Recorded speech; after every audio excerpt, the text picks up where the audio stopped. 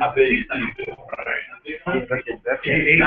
It's just, what happened, it was wearing out. He said, you had pain for that apple. And he says, well, from the way it was torn, I was just from the Ring. I think they've been there a long time. I think, ladies and gentlemen, it's 4:30 and it's time we were going. So, if you will, my name's Clinton Angle. And, pardon you all, I'd like to just break in and have a meeting here on the side. Why don't we just start out with James over here and we'll let you introduce everybody. James Sanders, Task 14. Ashley Whitaker, Task 14. Is there anyone on the phone? No, and there's no one online yet. Yes, this is Rob Pope with EPA. Hi, Rob. Hello, thank you. Jerry Fleming, Department of Energy. Delisa Carrico, Department of Energy. Harold Simon, cab. George Snyder, cab. Marilyn Carson, cab. Clinton Angle. James Streeter, cab. Outdoor cat. Freakers over here. Yes, please. No, just introduce yourself. Oh, myself, go around. I'm sorry. I'm also the first speaker, that's why. we have a bill. That's Reed. Bill. Wally Joseph. I'm Lee Poe. Melissa Dollar. Jim Lemass, the second speaker. Avery Hammett. Ed Shippey. Jeff Joyner. And Andrew Alvin. Okay. By the way, well, are you going to maybe disclose to us the location of the museum today? Absolutely. Or you get some ideas too. Where are we? Okay. Anybody who would like to move us to the table here, we have still plenty of spots. You know, I've never had anybody that wanted to move up. Complex over a period of time. Maybe someone will.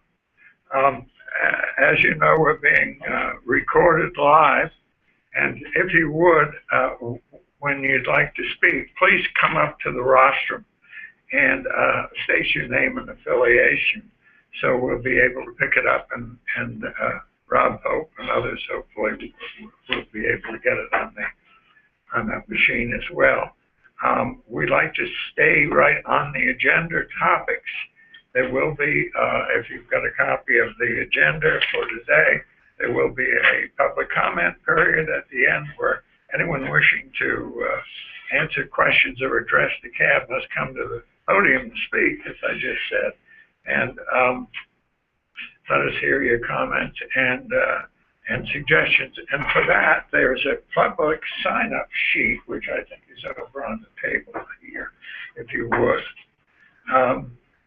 And then the cab members, let me remind you that the sign-up sheet is right here for the cab people to sign up.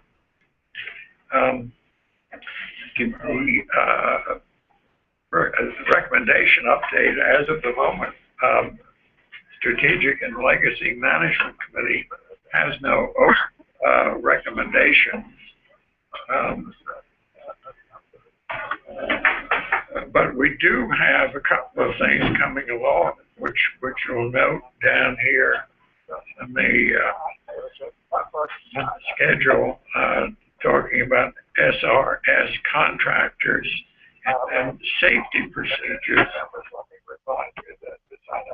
Intensive survey of safety procedures across the country in the various labs, departments, and so forth, which I think she may share with us.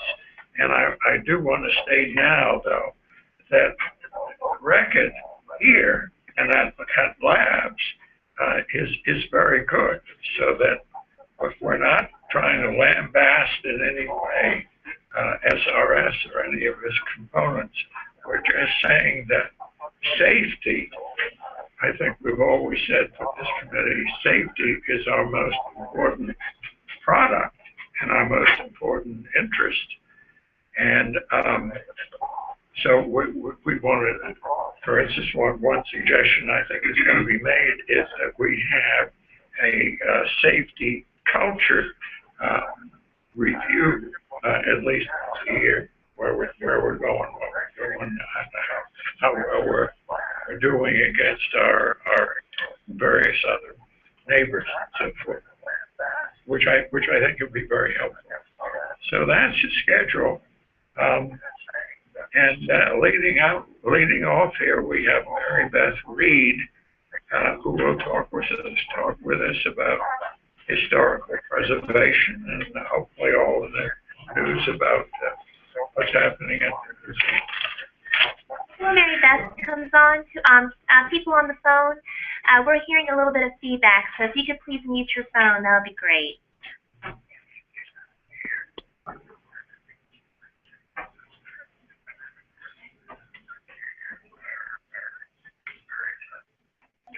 No, or not. You may not have heard me yet.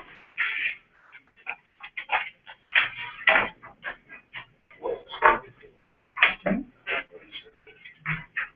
do my best. Good afternoon. I'm Mary Beth Reed. I'm a historian with New South Associates. I'm very pleased to be here to give you an update on what we're doing in the SRS Cold War Preservation Program. I'd like to introduce Andy Albanese, who is our manager with SRS. We're very lucky to have Andy on board, and Melissa Jolly is my colleague, and she's the curator at our facility. So we're all here. Melissa may be the next one talking to you next year. We'll see. She's still in her training boots, so to speak. Again, we are happy to be here to provide this update. Next slide, please. First of all, I want to establish some fundamentals. The Cold War Preservation Program, you've heard me talk before. I just want to refresh everyone's memory. It's driven by the National Historic Preservation Act, which fosters the system by which federal agencies take into account in their proceedings the effects of their projects on historic buildings, sites, and objects. And for Savannah River site, since 1985 or so, they've had the archaeology program out there. But really, it was the 50th anniversary of SRS that brought the recognition that the buildings and things that were constructed there in the 1950s, 60s, and onwards were worth looking at as significant historic buildings. SRS recognized that significance and began consulting with the State Historic Preservation Office to take a look, inventory. What do we have out of SRS? What's important? What's significant? What do we need to preserve? So that was kind of at the basis of what we do. Fairly quickly, it was recognized that there was about 220 buildings that were part of a Cold War historic district, and DOE felt it was prudent to go ahead and establish a programmatic agreement. A programmatic agreement is an agreement that allows DOE to steward their buildings in a efficient manner. It allows for the treatment and the identification of these resources, and also gave us the guidance on what we are to do as a program. And there are 4 things, because what I'm going to give you my update is based along those 4 things. We identify facilities for preservation, we write histories, we collect and manage artifacts, and we provide public outreach. So I'm going to go through each of those objectives as best as I can. I mentioned that we have over 220 Cold War resources that were identified as historically significant, as well as the site layout is also considered significant. These components actually are part of a Cold War National Register Historic District, which was recognized by the state of South Carolina, as well as DOE. This year, we have no new resources to report upon. We think our inventory is handling it, and we're actually taking care of these properties. In terms of documentation, we have taken on a number of thematic studies that let us document buildings, tell histories, collect oral histories, that sort of thing. And this year we completed our separation study, bringing it to form. It was finalized and accepted by the State Historic Preservation Office in September of 2014. We are now just beginning our research and development thematic study. The oral histories will be out there certainly in December and January. We're going to start collecting those. Now, these thematic studies, of which there are 8 now, they are available at the University of South Carolina Aiken's Government Document Library or online at the State Historic Preservation Office as context. It's been very well received around the country. We often get, remarks from people who want to know about Savannah River sites. They're using these histories to give them a better sense of what's going on. 315M, this is Melissa Jolly's area, curation. So we've accepted 12 new artifacts this year, 5 pending, as we look to see if they fit our collections policy. Over 50 boxes of artifacts were re-inventoried. And we were lucky enough to get a whole bunch of new shelving from SRNL, which came into the curation facility. And Melissa now has a pretty much beautifully organized document area. And she's currently and always assessing the conditions and creating priority lists for us to preserve the things that we've gathered. Public outreach. Public outreach was a very big part of the National Preservation Act, and we take it very seriously in our Cold War preservation program. This year, we partnered with SRS communications team to share historic photographs through social media programs such as Throwback Thursdays. Melissa's done a great job of getting these historic pictures out, and we've gotten a lot of great feedback from that. We've hosted 7 tours of the curation facility. That would be about 75 visitors, including the Veterans Curation Lab. There are those guys visiting us on that top photograph, SRS mentoring groups, and interns as well. We've organized 4 heritage tourism meetings for the preservation community within the CSRA, which continue to be probably one of the nicest benefits of that programmatic agreement that we all signed off on. And finally, we arranged a tour at Plant Vogel for Historic Preservation Group. We wanted to learn, as people who study reactors, what it's like in that commercial field. How do they differ? What's the same? We did learn they have great restrooms. There are big changes, I'm going to tell you that. And they also allow cameras on site, and they have photographic opportunities where we could take a selfie before we left with our cooling towers behind it. Very different from our SRS environment, the work environment that we have. Finally, our most enduring product is making sure that DOE is in compliance with NEPA in terms of the current undertaking. Maintaining our training, making sure we have the team meetings on a quarterly basis, and working on our planning documents to ensure that we maintain that compliance. So that's the foundation. That's really the update. But what I'd like to do today, we'll always do a feature. We always talk about an artifact, okay? Well, there's a breaking story. And it's one that I really love. I talked to you about the lead bath from 719A the last time I was here. Well, I guess I'm into metals because I'm going to tell you about 217F vault doors and how buildings, photographs, and artifacts can tell a story. In 1997, 1998, my first job was at Riverside. I got called in by Ron Jernigan with DOE, and he said, "We're taking down a building. It's really ugly. Go take a look. Tell me what you think." And that started it. And as you say, Ron Jernigan's assessment was dead on. This is not a good-looking building by anyone's assessment. It was out in F area. It's the 217F storage magazine.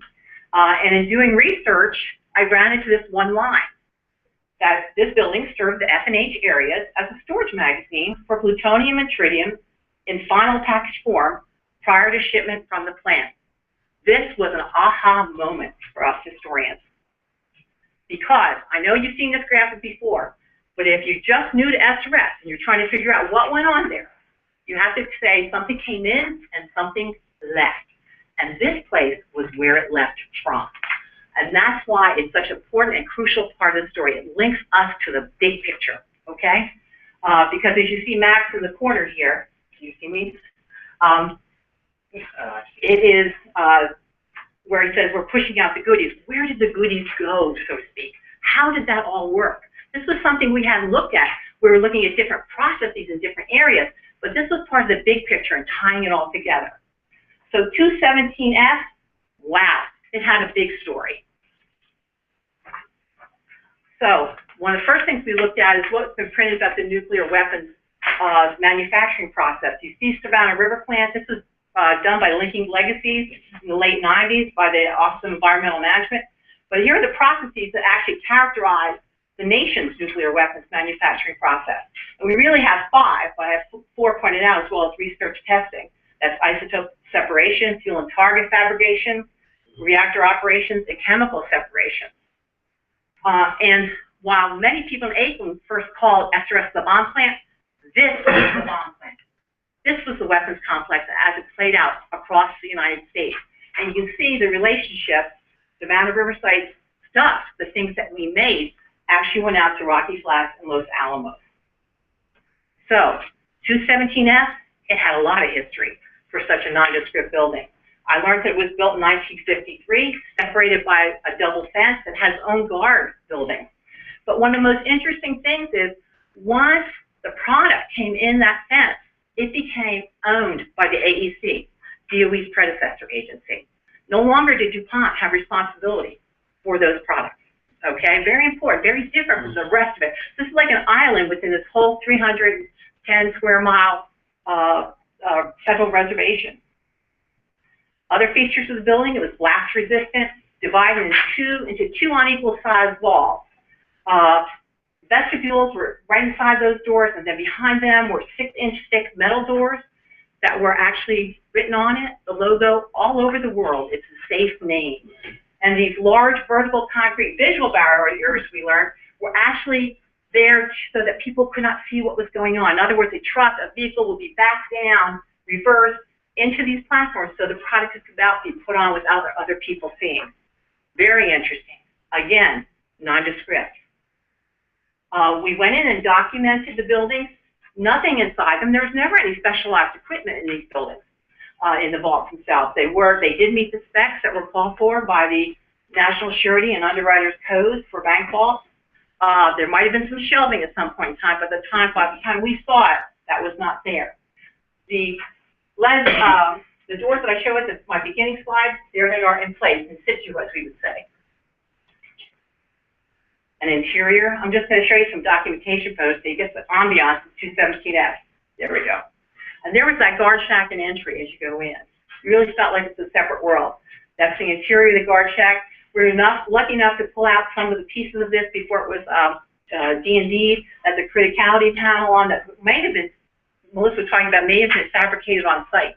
So we have some of these put away and preserved for future interpretation. So, this, as I said, is a breaking story. We're lucky enough to have these vault doors, and now we need to research them. What's the story that they tell? And there's so many different tangents, so many ways to do this, and it's in progress, and I wanted to let you know about it. How did that transfer work of the product? At night? When? Between who? How? All those kind of things. We don't know this kind of thing. It's not part of the history. Nothing is written down about that. Who were the couriers? What vehicles were used? We don't know. From the size of those areas that you burst on, I don't know if trucks would fit in that well. Photos and site archives that we found or discovered have pictures of manipulated car interiors. I mean, is this related or not? As I said, pieces of the puzzle, we're trying to understand it. Initial research suggests that the building was used for its historic function through the early 1970s. It may have been used for other purposes later. Again, we need to find that out. These are just some close-ups of the interior. Now, you're sitting in the driver's seat there looking over to the passenger seat. That's a lot of equipment between you and that door. As you can see, there's a phone. It's a fascinating detail. The more you look at it, the more you think, what was that all about? So, this is really my summation, because I hope next year we come back and we can tell you that we have these doors. We already have them set up in 315M to start telling this story. But we know that they've already just, 217F's history just links the site to the national complex in a way and shape that other artifacts don't necessarily do. Their size and the anonymity of the building kind of belied its importance within the inventory at Savannah Riverside. And the building itself, the way it looked, the doors, everything about it, so it was at odds with the scale of the site itself and all the processes that went into it to make the things that actually fit in this small building and then left and went into our nuclear arsenal. So the preserved vault doors are a very significant reminder of our Cold War history. And our intention is to create a small interpretive area within 315M that allows these doors to be in place and to tell this very important story and to reconnect us sometime with that bigger story of what SRS and its role was during the Cold War. So next year, we'd love to come back and talk to you a little bit more about this, or maybe somebody can come by. But thank you very much for letting me talk with you today. Thank you, Beth. I mean, it's amazing what a historian can get out of something rather than fascinating story here.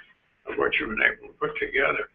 Is there some way that this information can circulate in the greater community that we have to get this, so that we'll have more people interested in coming in and seeing it and so forth and so on?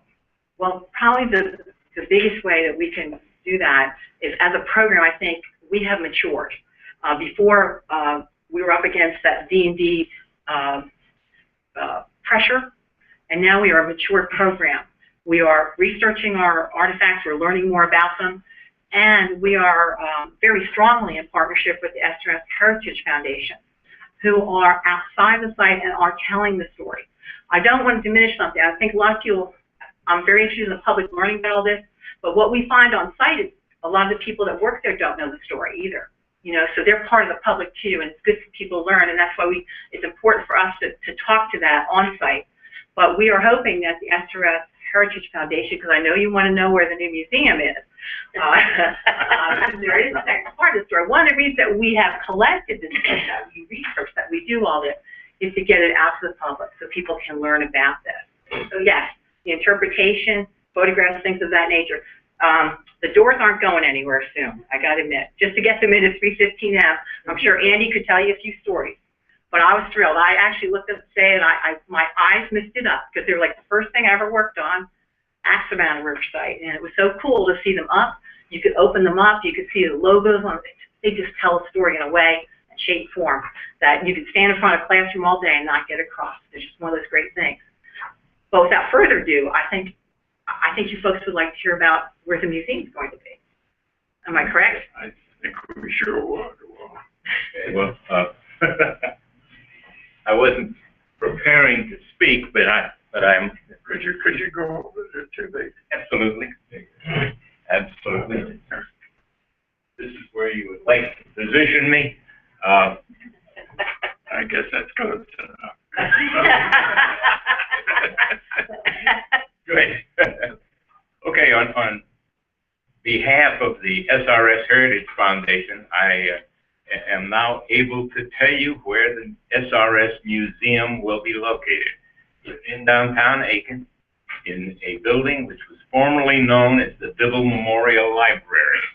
Those of you who are familiar with Aiken will recognize this as just down Lawrence Street from the former post office, which is now the headquarters of Savannah River Nuclear Solutions, and sort of catty corner across the street from it.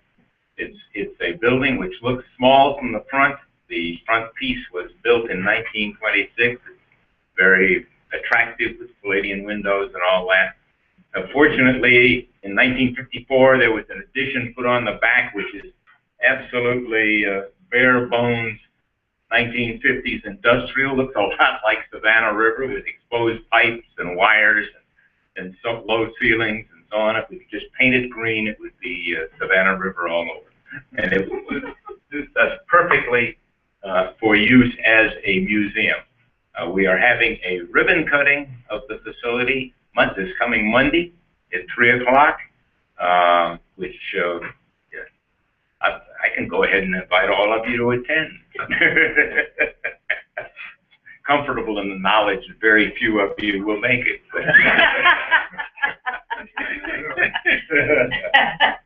But you would be welcome to come.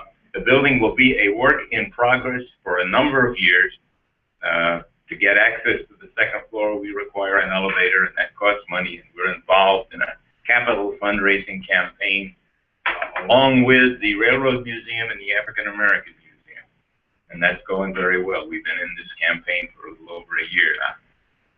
But it will be a work in progress for several years, but I believe when it's finished, it will be a facility which will tell the story of Savannah River, past and present, in a way that encourages young people to pursue careers in nuclear energy, and informs our population, many of whom are unaware of the things that really happened out there and the advances that have resulted as a workup of the plant. So we are in business. Congratulations. That's wonderful. I can't quite pinpoint it now. I thought diagonally across from the SRS site. I thought it was a design workshop, furniture and so forth. There is. You're talking about the mill, which is the large building parking lot on the avenue there, right at the corner. We are directly behind the mill building. Was that a food store that was owned by a doctor who then left? No. You're on the wrong side of Park Avenue. This is on the same side. This is on the south side of Park Avenue. So it's sort of one down. Yes, it's one down. It's a little closer to the bridge on Lawrence Street. It's right across from the AT&T building.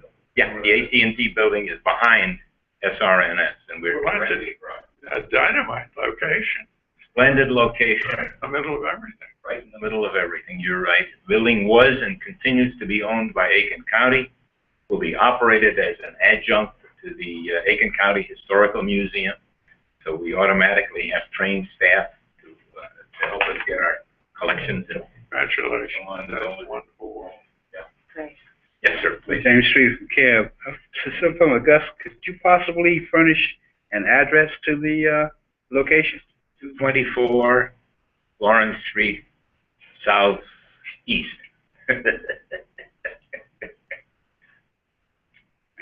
Thank you. Yes, indeed. Do we have any questions? Any thoughts? Bob? I think it was wonderfully done, and you're sure invited back next year. All right, thank you very much. Thank you.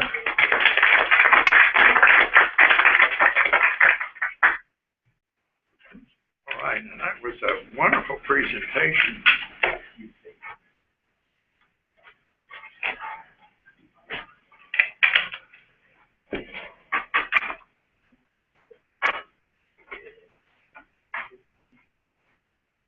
Now we have Jim DeMass, and he's going to talk about biomass generation, the biomass generation facility, which I think is conducted by Amoresco.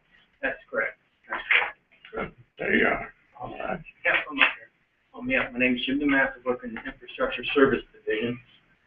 It's always a pleasure to come talk about the biomass cogeneration facility. For the past 5 years, I've been involved with that project. The first 3 years, I was the project manager during construction. In the last 2 years, I've been involved in overseeing the operations of that. For those of you that don't know, the biomass cogeneration facility, sometimes referred to as the BCF or the D area replacement project or plant off of Burma Road, it's really a state-of-the-art renewable energy steam plant that also can produce power for the site. And as of today, I was looking through, we still do have this distinction of being the largest federal biomass plant in the United States. So tonight I'm going to quickly go over some of the plans, the project drivers, some of the benefits, what we did during construction and startup, and focus most of my talk on the overview of the biomass facility, how we process the biomass, the types of biomass we use, the supply chain, and some of the risks associated with that. And then kind of give a summary about the operation over the first 2 years, and then kind of show how this plant fits into our portfolio of renewable energy on site. The project drivers, and some of you may have heard this in the past, they're really quite simple. We need steam reliability. We have enduring steam missions, and there's a lot of mandates and executive orders and things like that to actually utilize energy savings performance contracts that drive you to different goals of renewable energy. The DAER powerhouse was way past its economic life. Even though a contractor did a great job of keeping it up and running, but we were quickly approaching a time where we're going to have to make some significant upgrades to the pollution control to that plant, which was going to be even more expensive.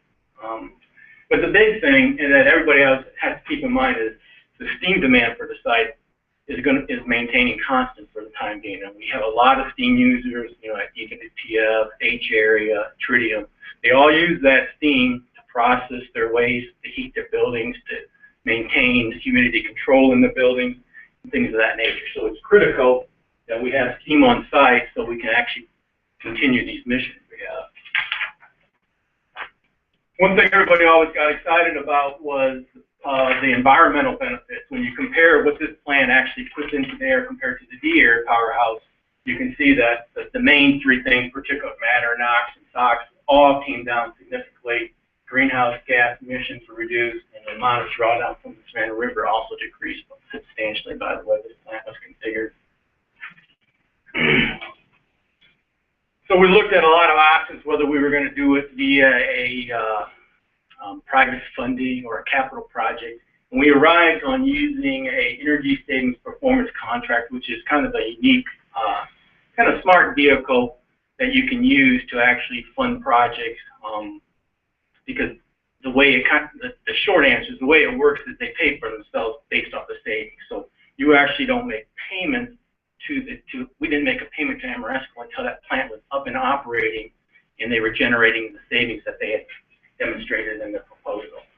So that contract was signed in 2009 with Amoresco. You know, it's basically a turnkey project where they financed it, designed it, constructed it, and now they're going to operate it for us for the next 19 years. I mean, even though they were, I always like to put a gratuitous picture in, but even though they were going to construct it for us, it would have been impossible to get where we were trying to get without a very good integrated project team, because there was a number of interfaces where we had to connect into the steam line, the electrical interfaces, the river water, that required a tremendous amount of coordination between SRS, DOE, and Amoresco. So after the contract was awarded, basically within 3 months, we were out in the field starting site prep. 6 months later, in the March timeframe, we had the 34 acres cleared. Shortly thereafter, we started putting the concrete placements down for the boiler island. And then this was a major milestone when we actually made a critical lift and placed boiler number 2 there. And that was probably in the August 2010 timeframe. But by June of 2011, all the parts and pieces for the biomass plant were in place. That took us to the commissioning part of the project and the startup. You know, essentially, you have to, you do things like you calibrate the scales, you bump the motors, you make sure that the water treatment system's working. That's a picture of our turbine. And then this is, the fuel yard. So you go through that process. Amoresco came back to DOE, said they were ready to operate. DOE took the time, and we did a very thorough readiness assessment, a 2-week assessment, to make sure that they actually were able to operate that plant safely, and that we were actually able to oversee that operation in the capacity that's allowed for by the contract. An interesting thing to keep in perspective as I move forward in the presentation is this is actually the control room. Okay, so what part of the savings of the project that paid for itself was reduced manpower. This plant actually on any given shift is operated by 4 people, basically a lead operator, a backup operator, a fuel yard mechanic, and basically an electrician and instrumentation. So they can pretty much do everything they need to do to operate this plant we're going to see here from these 2 sets of screens right here. You can pretty much give a presentation just from the slide. But to put it in perspective, there's basically 3 or 4 systems for this plant. The conveyors that you see in blue and all this, that's really the wood handling system. That's the system that gets the wood into the combustor. The combustor really is right up here. That's considered boiler island. And there's 2 identical boilers. And behind that, that's the turbine building. And this is actually the control room where they sit. And then this whole area right here is the water treatment building. That building, we use river water from the Savannah River, obviously, and we put it through a series of filters, reverse osmosis, to get it to a grade that it actually can be used as boiler water. And then right in front here is the admin building, so if you ever come out to a tour, that's where you would check in. So I'm going to quickly walk through the process of wood below, and then we'll get a little bit more detail here shortly. So trucks would come in, and you know, I cut it off. There's a scale right here. The trucks weigh in. They come over to the truck dumps. They offload their fuel. The fuel makes its way up to a hog tower. Any fuel that's out of spec gets resized to basically two-inch squares. From the hog tower, it goes up to the transfer tower. In the transfer tower, we can put wood directly to the stacker reclaimer, or if we want, we can hot feed to the boiler. 99.9% of the time, it goes to the stacker reclaimer. You would only really hot feed if you got into a situation where your stacker reclaimer was down for maintenance or for some unexplained reason. So from the stacker reclaimer, it's pretty obvious once you understand this is actually being stacked, and this piece over here is actually the reclaimer, and that's basically a bunch of paddles that slowly drag the wood down back to the conveyor, which goes up to the top of the combustor, and that's where the fuel dumps into the actual boiler or the combustor. And from there, that wood is burned. You know, the gases are used to heat the water in the boiler. That water turns to steam.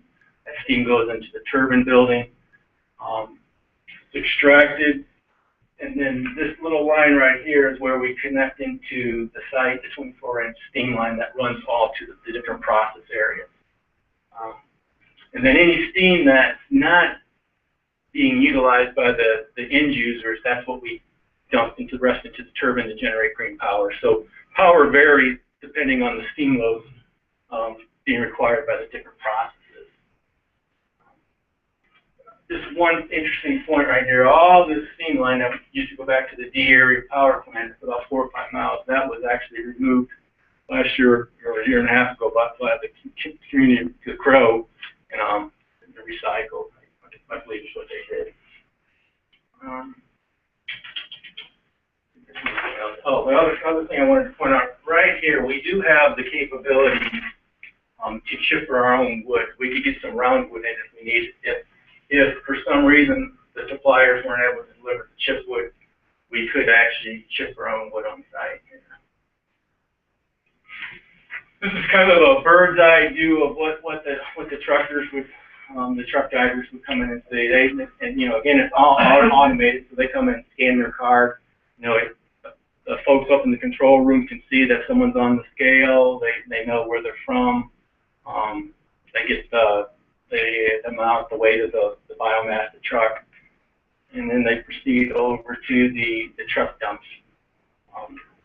You know, this is pretty typical in moving biomass, you know, whether it's our plant or international paper. The quickest way to get wood out of the trucks is by gravity, that basically lift it up to a 60-degree incline and let gravity do its work.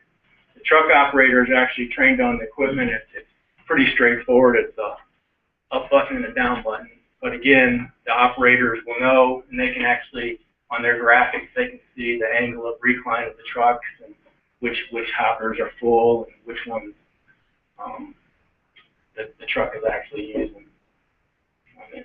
And so normally, probably, we usually get our fuel deliveries during the week, but we'll probably see 30 to 40 trucks per day come through this area. We kind of really, it's more of a close-up of the hog tower that resizes it, and the transfer tower. The big thing is that people like to understand is the biomass. This particular picture, that would probably be the equivalent of a 20-day supply on site. And it's usually worked in, usually there's about it's kind of in 3 piles. So the reclaimer's working a pile, and then we're stacking one, and then we'll move the reclaimer over and pull off that pile. So one of the common questions I always ask is, you know, where are you getting this biomass? You know, what kind are you using? And we pretty much just use woody biomass. And, we don't use any non-woody, which would be things like switchgrass or chicken, waste and things like that. We pretty much use whole trees, and a good example of that is if They were going to clear a lot for like a new Walmart or a subdivision. They'll just, the trees are just not that mature. They'll just go in and chip the tree, the branches, and the leaves, and that's what's considered basically in-field chipping. The big is the forest logging residues, and that's where you go in and the wood that actually has high value that goes to the sawmills and things of that nature. They just cut the tree tops off at about 6 inches and cut the limbs off. And they usually will leave that in the field, unless, there's a contract to actually remove it. And you can actually chip that, and that's the other big primary way we get biomass at the facility. I did mention we do have the capability of round wood. Round wood is really kind of pulp wood. It's smaller, but it's used in pulp mills. It's got a higher value than forest residues, so we wouldn't be chipping round wood normally because it would cost more. It would cost Ameresco more to do that. Sawmill chips is really a high-grade chip, and I'll talk about that a little bit later. It's a very clean wood chip. It's kind of like something you use in your bedding or you see at a playground, but very clean and doesn't cause you as much problems in these smaller biomass boilers. I probably should have put a check right there, but I wasn't thinking. But we actually, after the ice storm, we actually worked with the different counties and were able to get some of the wood delivered out to the site. Probably about a 20 to 30 day supply of wood that we actually, instead of having to go to landfill, we were actually able to utilize it at the site. It's a lot trickier to use this type of wood at the site, mainly because it doesn't come with a very good pedigree. I mean, I'm sure you saw what some of the people were putting out to the curb. They're hiding their cans and stuff in it. So you always got to be careful when you take that type of wood that, you're not getting something that's going to cut your conveyor belts, or sometimes it's re-chipped and it's more stringy, and it actually causes problems in your conveyors where they actually clog up, and you have to go out there and unclog them and run on fuel oil until you get them fixed.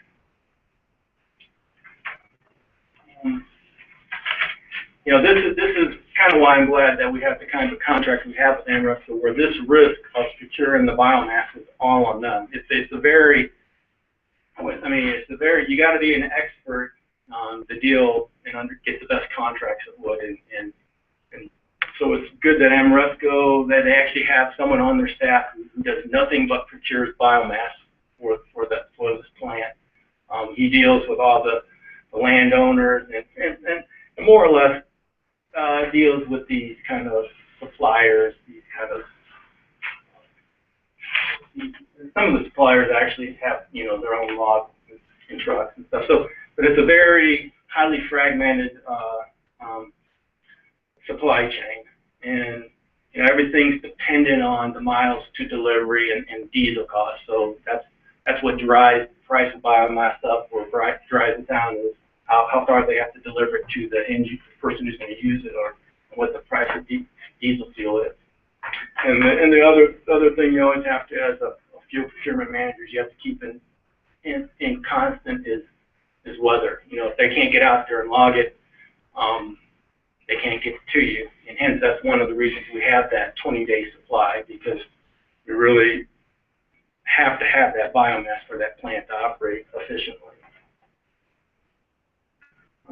The good thing is, this is from NREL, Renewable Energy Lab. They go out and they get satellite images, and they do some field testing. But you can see we're kind of right in the heart of forest residues. So to date, for the first 2 years of operation, we've had no problem securing biomass.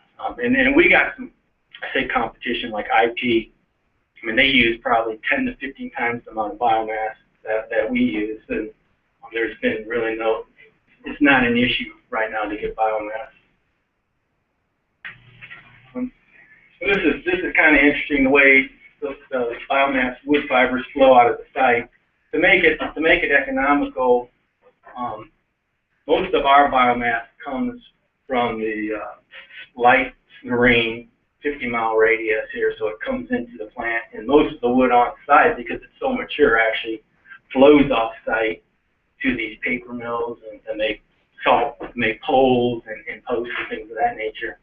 And the trick is to have these contracts set up so that we can actually get the tops of those big trees and things like that at a cost price.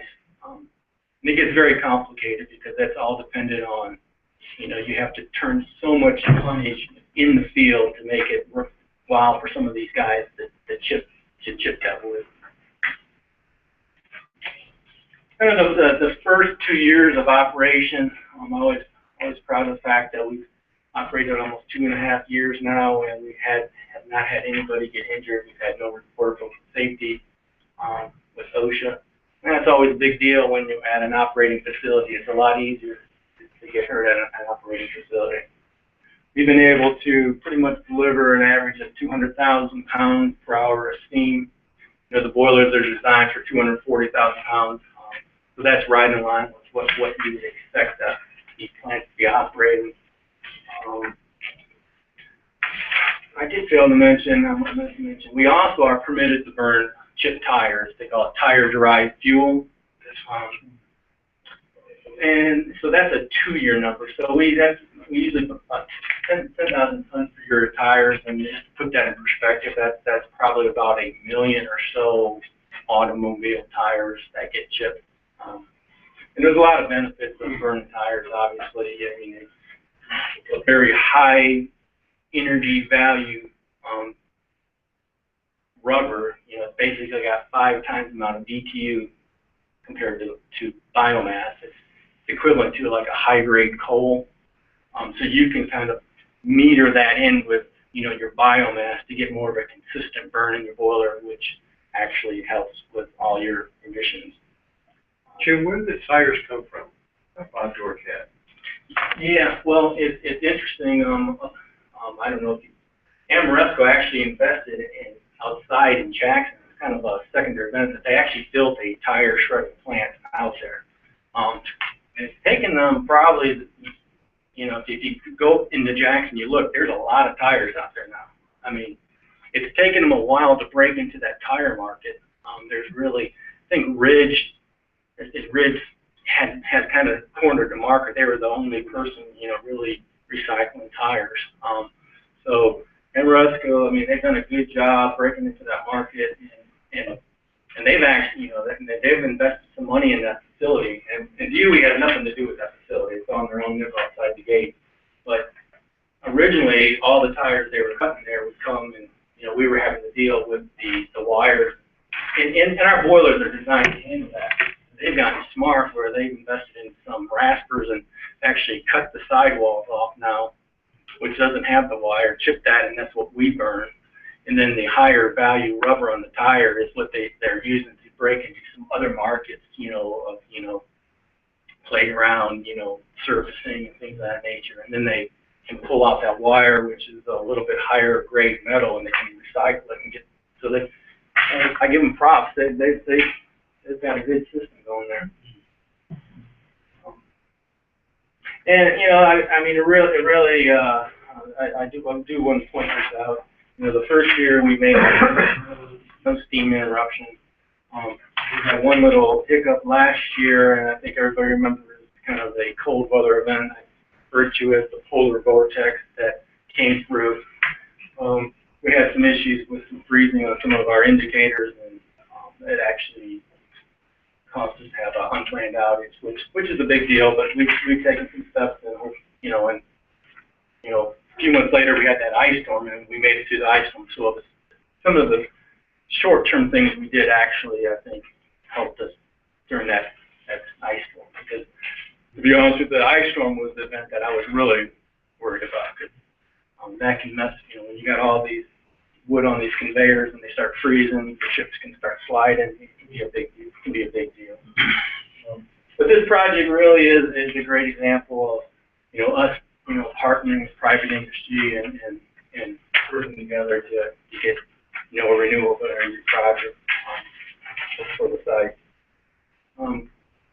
This project kind of fits in that, and some of you may know this, but this is actually the fourth biomass plant on site. In 2008, we had actually built one in A area that supplies steam, heating, steam to the National Lab and the Ecology Lab. And then we built two smaller biomass plants in K&L area.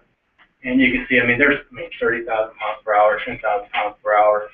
These are the boilers that use that cleaner wood, which is a little bit more expensive. But this plant here, these boilers, they use the technology called a fluidized bed, which is very robust. You can burn a lot of different things. It's basically fluidized sand, and it's like Dante's Inferno in there. Whatever drops in within a couple of seconds is gone.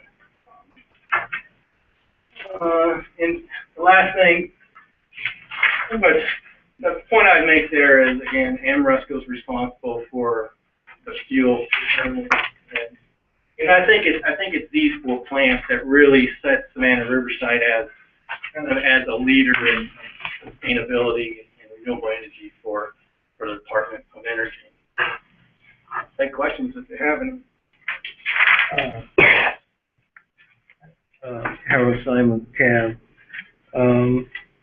It's my understanding that the biomass plant is a single source of energy, electricity to run the plants? A single source of what? Electricity? It supplements the electricity we use on site. It provides about 30% of what we use on site. So normally, if the site load is 40 megawatts, we're 7 to 10 megawatts. Okay.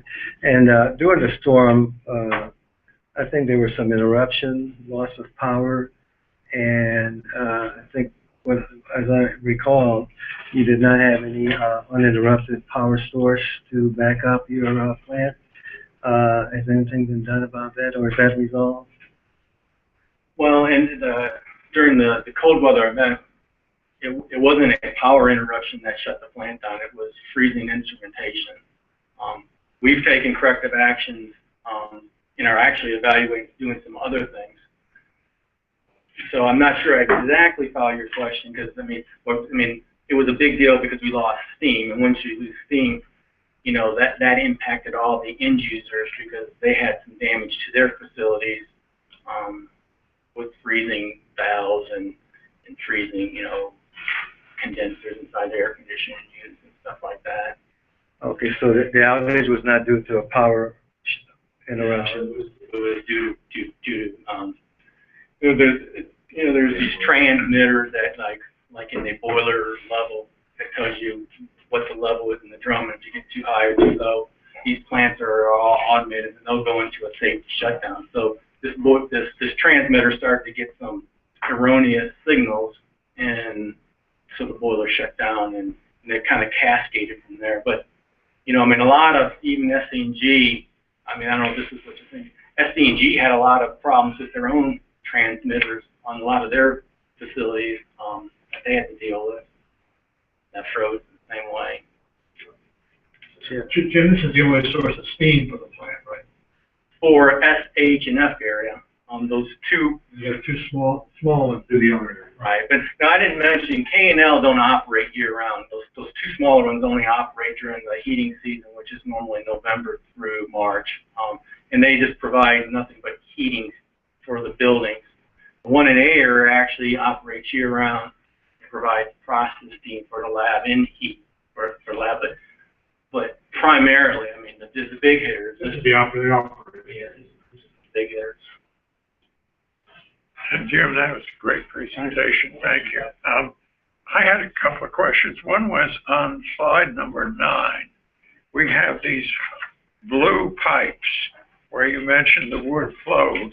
How do you get the wood to flow? What slide is that now? Slide 9. 9 on Page 9. Page 9. Yes. The blue pipes. Oh, okay. Yeah, those are actually conveyors. They're conveyors inside the belt. Yeah, they're inside. That's a good observation.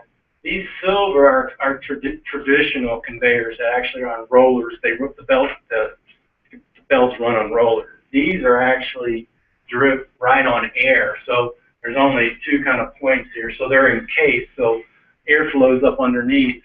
Kind of, it's supposed to be more efficient, for less wear and tear on the belt and the parts and pieces of the equipment. So, the belt is not fluidized, but it's kind of supported by air, and then on top of the belt, that's where the wood rises and goes up to the different sections and drops into wherever, whichever way you want to go.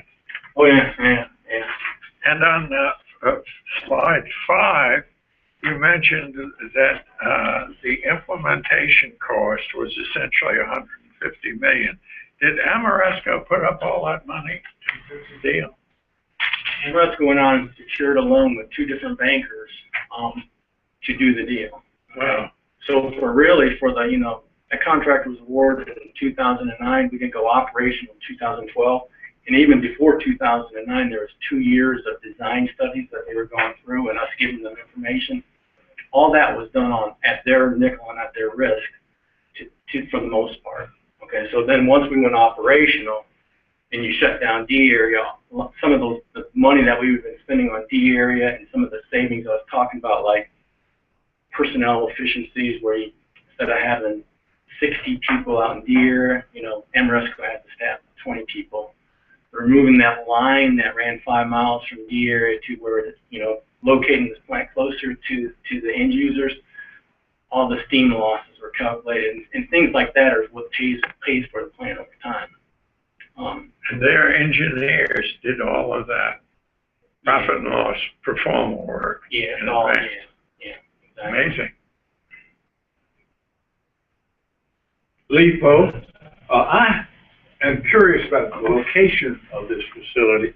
On slide 3, you show the old D area power plant. Is it located near there?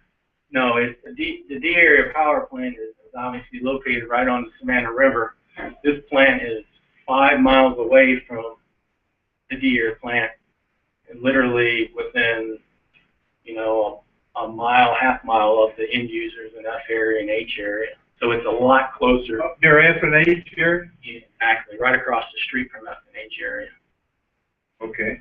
Another question is, I've seen nothing from the environmental effects of this facility.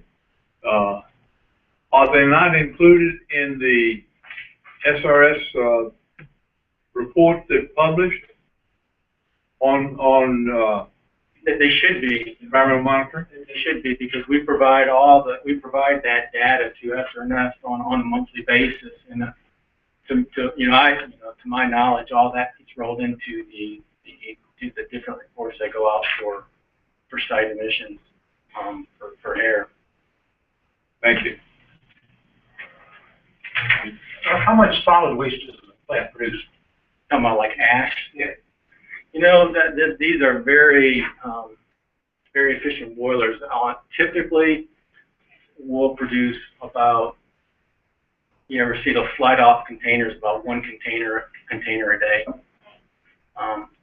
Unfortunately, because there's metals in it, the T-clip, you can't use it like a lot, because ash from like a coal fire plant, it has some value for, to be used in concrete.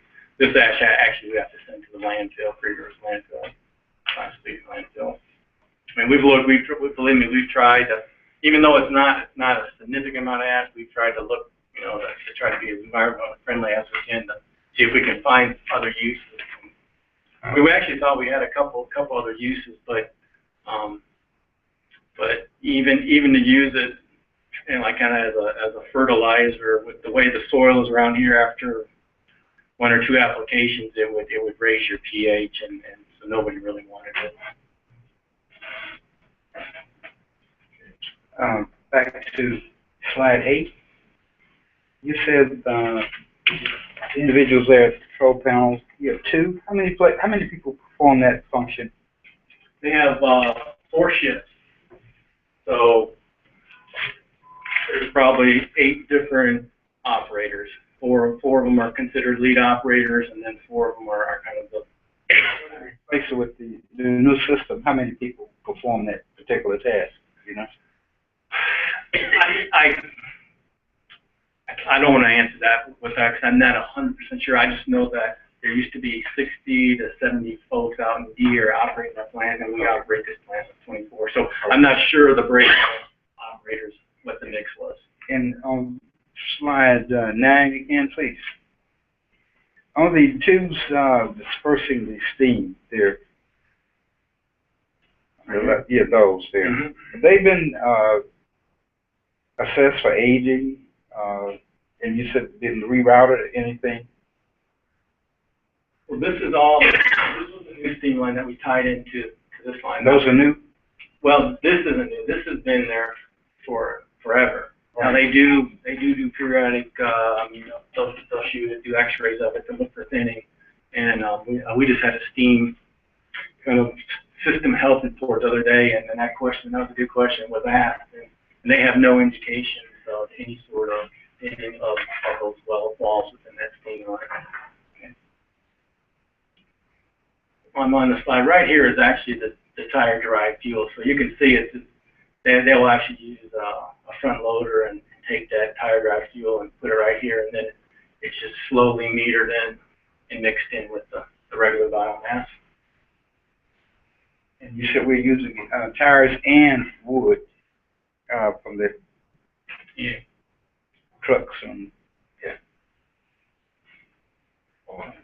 Jim, Bob Dorcat, I had a question on slide 5, contract overview. And actually, one of my questions, I think, was asked by Clint. The implementation cost is approximately $150 million. That actually was absorbed by Ameresco as an investment to get the biomass to work. So, just so I understand, the investment that Ameresco is making, you're providing, said 30% of the electrical needs for SRS. Right. And so DOE then, and the contract term is 19 years. Mm-hmm. So that investment that Ameresco has made, there's a payback to Ameresco with the contract you have with DOE. In other words, DOE is paying for the energy that you're providing. Yeah, well, that project, that's actually the capital cost to build that plant. Okay. Within that same contract, there's actually cost for the O&M for them to operate it and to maintain it. So the value of the contract over 19 years is significantly higher. So the O&M operations and maintenance, the purchasing of biomass, all that was negotiated within the contract. Okay. So in this contract, there's actually a table. It's basically a fixed price for DOE. I know in year 20, or actually I think it's like 2031 is the last year of the contract. I know how much I'm going to be paying Ameresco. Okay. So if the price of biomass were to fluctuate and really go skyrocket above what was in the contract, it's not DOE's problem. They're responsible for that. And all of the repairs to the equipment, if they need to replace boiler tubes, during wear, or replace the motor, that's all in the contract that they're responsible for. And that's kind of where the DOE oversight comes in. Is we want to make sure that obviously they're doing the right PMs and things of that nature. But because it's just a long contract, they would be foolhardy to operate this plant with inefficiencies, because everything they do that's inefficient costs them more money. Sure. So, then, I'm sorry. So the payback for DOE then is, they're using recyclable materials to generate energy instead of burning, say, fossil fuels, right? Mm-hmm. And then do they save money? Does DOE save money by producing this energy this way through the Ameresco contract versus using utilities, in the South Carolina area? I mean, it's a little tricky. I'll try to make it as simple as I can. D area power plant was costing us nominally $35 million a year. That was for coal, personnel, things of that nature. Ameresco gave us a proposal that said, well, we can get you this new plant. And because of these efficiencies, you know, line losses, personnel reduction, you know, the cost of biomass compared to the cost of coal to get the same amount of BTU, we can get you this plant at this price over the next 20 years. This is what it costs you. So we basically pay Amoresco $35 million a year, basically what it's going to cost us to run the area.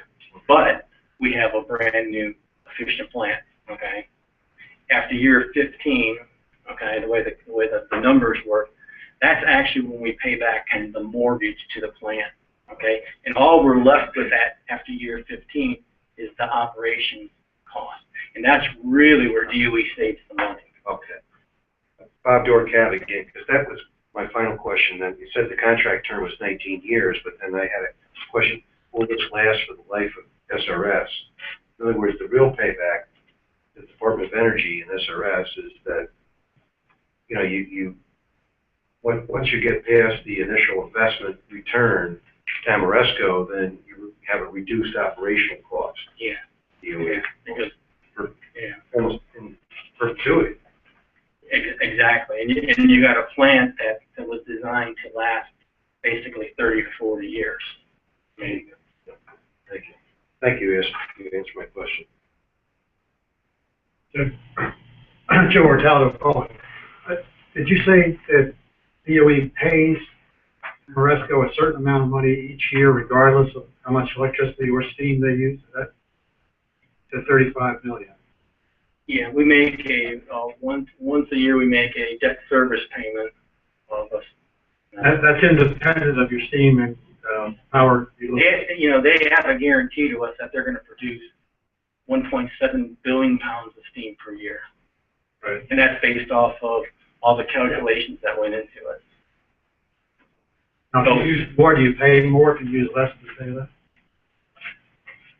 If the contract is set up that if at 1.7 billion pounds of steam, if we were to get to the point where we needed more, then there's actually a calculation in the contract. That's in the contract.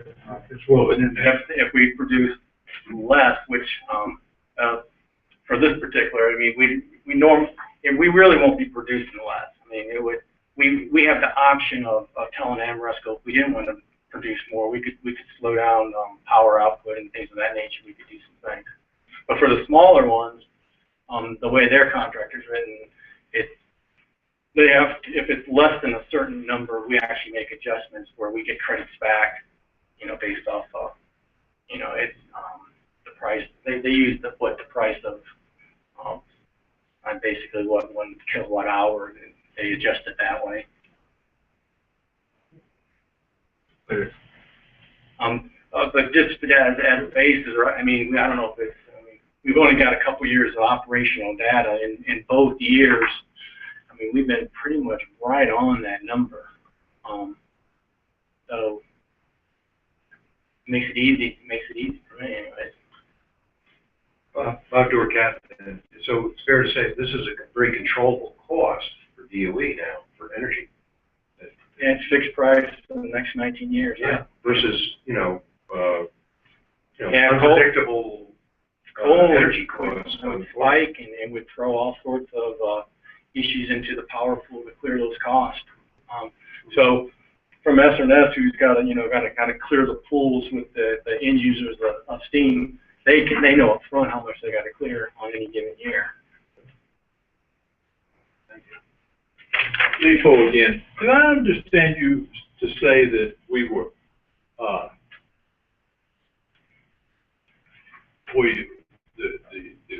fuel, the stuff that goes in fuel is, we're having to produce it? You want the wood chips? Mm-hmm.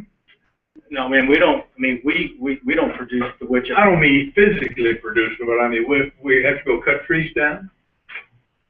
Well, Amoresco sets up contracts to get that residue from the trees. Or they can ship whole trees, off-spec trees that, you know, they may go out, there may be a tree stand that's been, you know, contracted out and they just want to thin it, and they'll go in and, you know, instead of cutting the big, 12-inch trees, they'll say anything under 12 inches, I'm going to use that and chip it right there in the wood.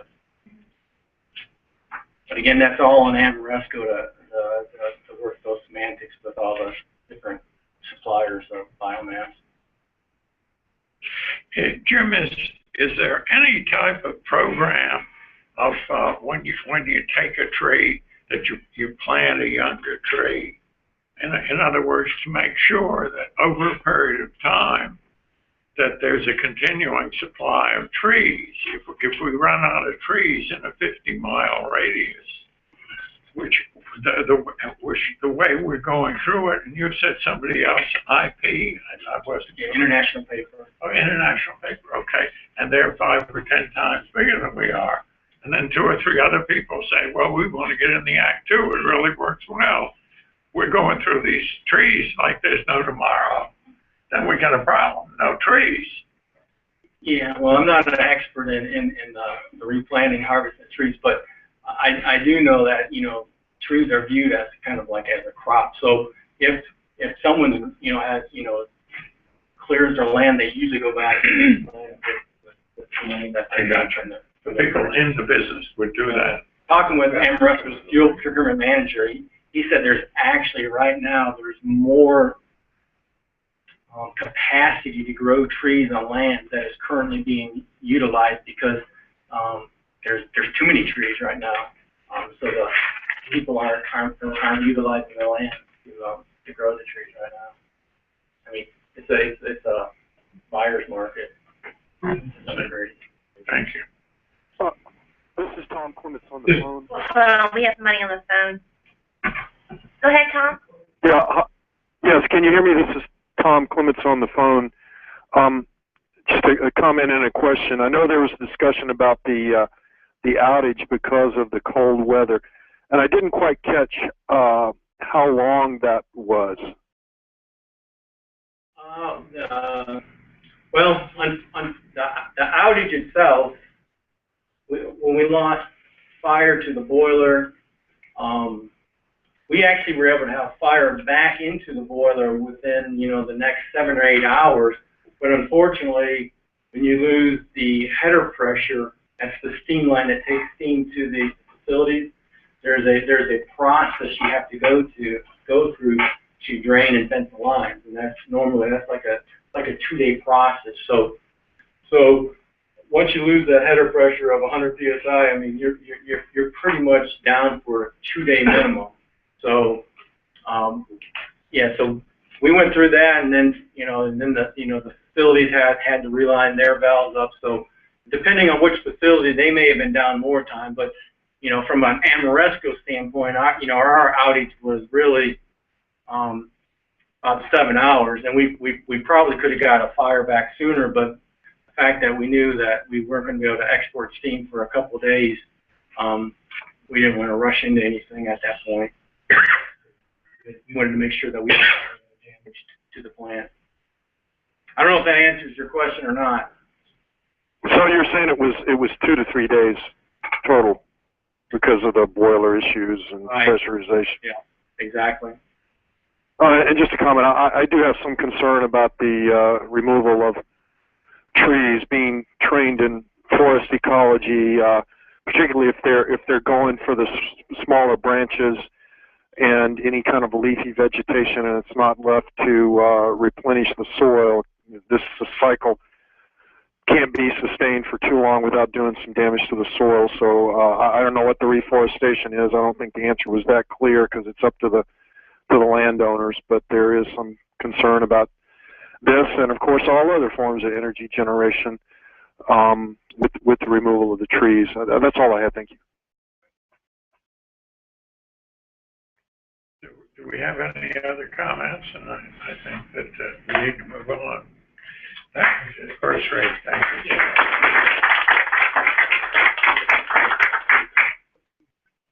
To present at Yes. Did you want Mary Beth as well, or just Jim? Well, I think both, yeah. Yeah, thank you, Jim. Thanks. right, now we're down to committee draft recommendations discussion. And the first one is SRS contractors using local subcontractors to perform environmental management work. Now, I recall getting a copy of the one in the Aiken newspaper, but I don't have it with me, and I don't have any further information as to where we sit on this. Excuse me, Bob Dorcat, can I take the lead on this? Oh, I'll be delighted. Well, it just, there was a news clip that came out from the, from the CAB support team, in regards to, I think it was SRNL, was providing, or was using, SRNS, thank you, Rich. SRNS was, using, local, business entrepreneurs, talent, if you will, to provide service under the contract that SRNS has with Department of Energy under the E&M contract. So I, for one, had interest in that there was support to the local community through the E&M contract, and so I had asked, you and I had kind of swapped emails about this and said, do you have any interest in it? Because I do. And you said, well, yeah, why don't you pursue it with Department of Energy? So I had talked to Rich Olson on the phone about this, and Rich said that he wanted to do some research as to what the contractual relationship is with Department of Energy, say SRNS, and how SRNS is either expected to or wants to provide using local talent, if you will, in the community to support the contract they have for EM service with Department of Energy. So actually, Rich is here today. Rich, is it fair for me to ask you to give us an update on that? Yeah, I did a little research on this, but if there's continued interest in this, we can bring a specialist in to talk to you about it. But basically, DOE has, if you know on the site, because you've seen a lot of presentations, we have probably 6 primary contractors on the site, and they all have contracts with DOE to perform the cleanup missions on the site.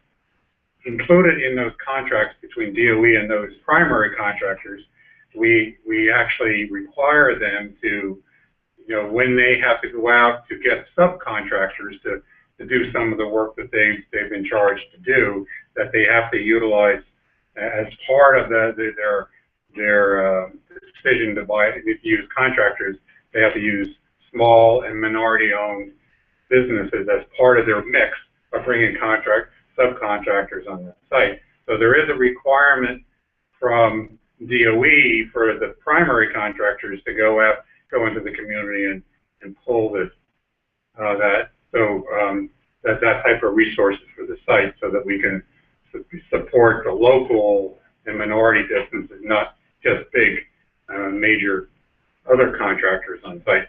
Now, if you'd like to find out more of how that arrangement is and those contracts that are worded to do this and support this, I'd suggest you, because when I talked to them, Dave Hefner is the federal manager who oversees those contracts and the stipulations of managing that, and he'd be more than willing to talk to either the subcommittee or the CAB on how that works in terms of that. But he feels that we do have in place, because it's a direction from DOE headquarters, is that we are to utilize where we can small and minority-owned businesses as part of the work on the sites across the country. Bob Dorcab again. Based on what Rich Olson's told us, Clint, I was thinking with the Strategic and Legacy Management Committee, like we use community resource, we're concerned about, what SRS is interacting with the community, if you will. I, for one, would like to learn more about what the EM contract requires the contractors to do with the community. Because if we're gonna, you know, we've taken a stance before where we want the community to be supported by SRS, and it sounds like something is going on here that we just kind of learned about through a news clip. I don't know if you share that. 100%. I think we ought to have Dave join us and tell us what, you know, what it's all about, how it works, and also how they go about promoting these jobs to the community. I think, you know, it's interesting here that on these two recommendations, one is about jobs and one is about safety, which we've always kind of said are the two main things that CAB should be concerned with in the community. So yeah, this would be great to get into. And it would all of it if we could, Rich. Sure. Clint and Bob Dorr, if we were to learn more, just procedurally, would this be a work topic for a future committee meeting?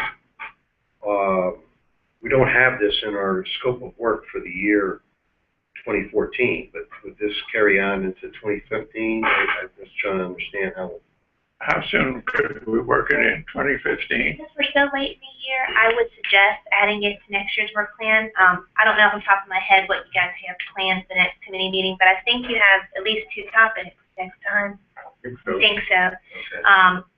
So I mean, we can work it and see. You can always add something as long as the DBSO approves it. I mean, but. Okay. So procedurally, Ashley, then we either could try to add it for the last committee meeting of 2014, or we could keep it as a footnote for when we meet in February to put it on the work plan for 2015, if you will. And that's honestly, I think, what is probably would work best at this point, because we are so late in the year. Yeah, I personally would be more comfortable with using this for 2015, and that. Let's take our time and do it right. But I think by learning more about this, this could be something where we could either generate a position paper or a recommendation. Exactly. Yeah, that's great. Thank you. I have a question. Across the federal government, there is a requirement that prime contractors must hire a certain percentage of small business and minority contractors. And so, who is monitoring the prime contractors to make sure that that is done? He's Hefner, the person I'm suggesting to come in. He's the contracts officer for DOE. That's very aware of the requirements, like you mentioned there, that in terms of we have to adhere to that. So he would be the right person to respond to that. Oh, Dave Hepsky? Hefner, H-E-P-N-E-R. Good. All right.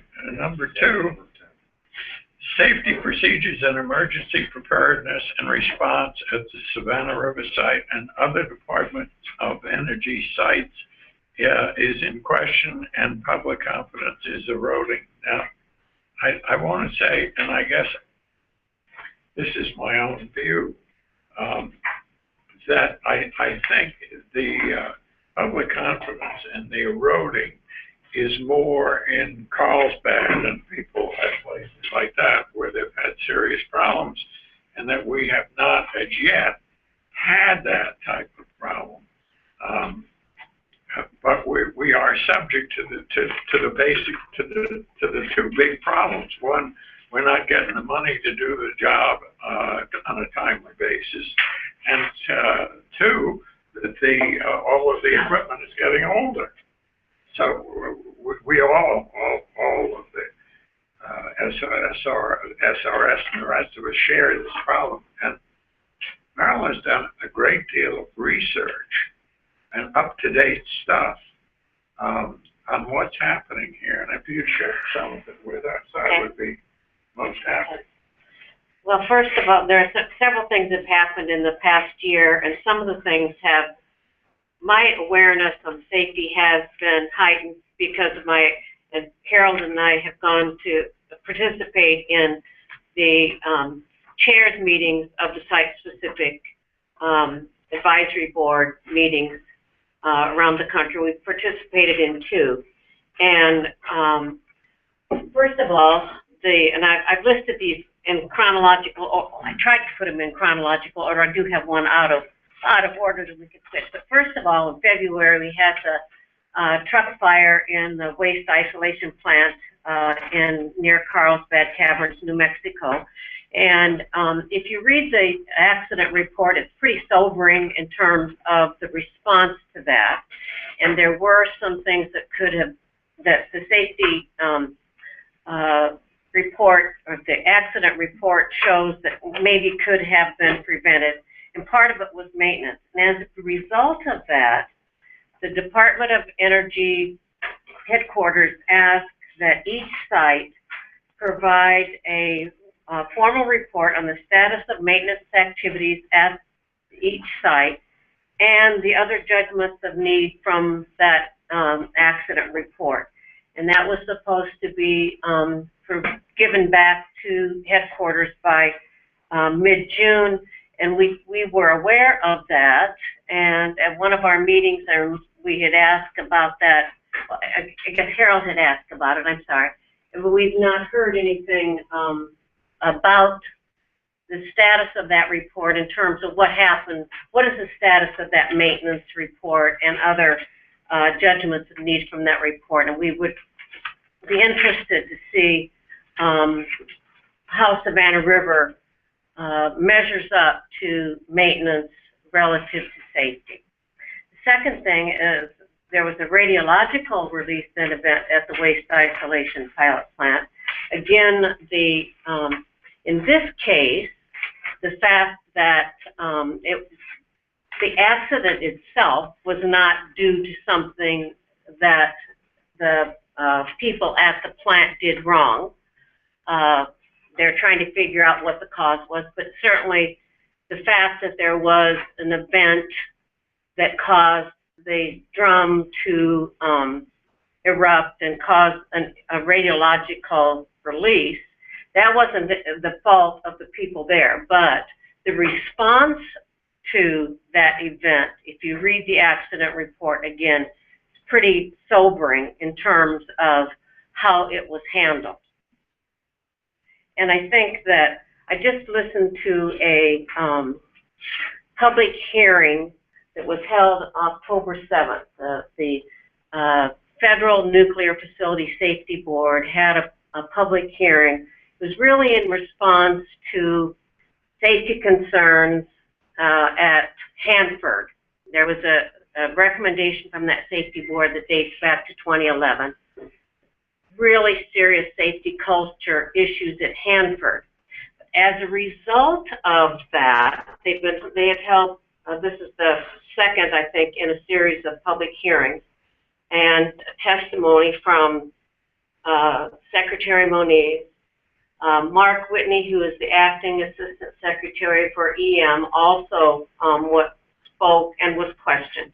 And as a result of the radiological release and the fire there, and what's going on at Hanford, the issue of the safety culture throughout the Department of Energy complexes has risen to the highest level in DOE.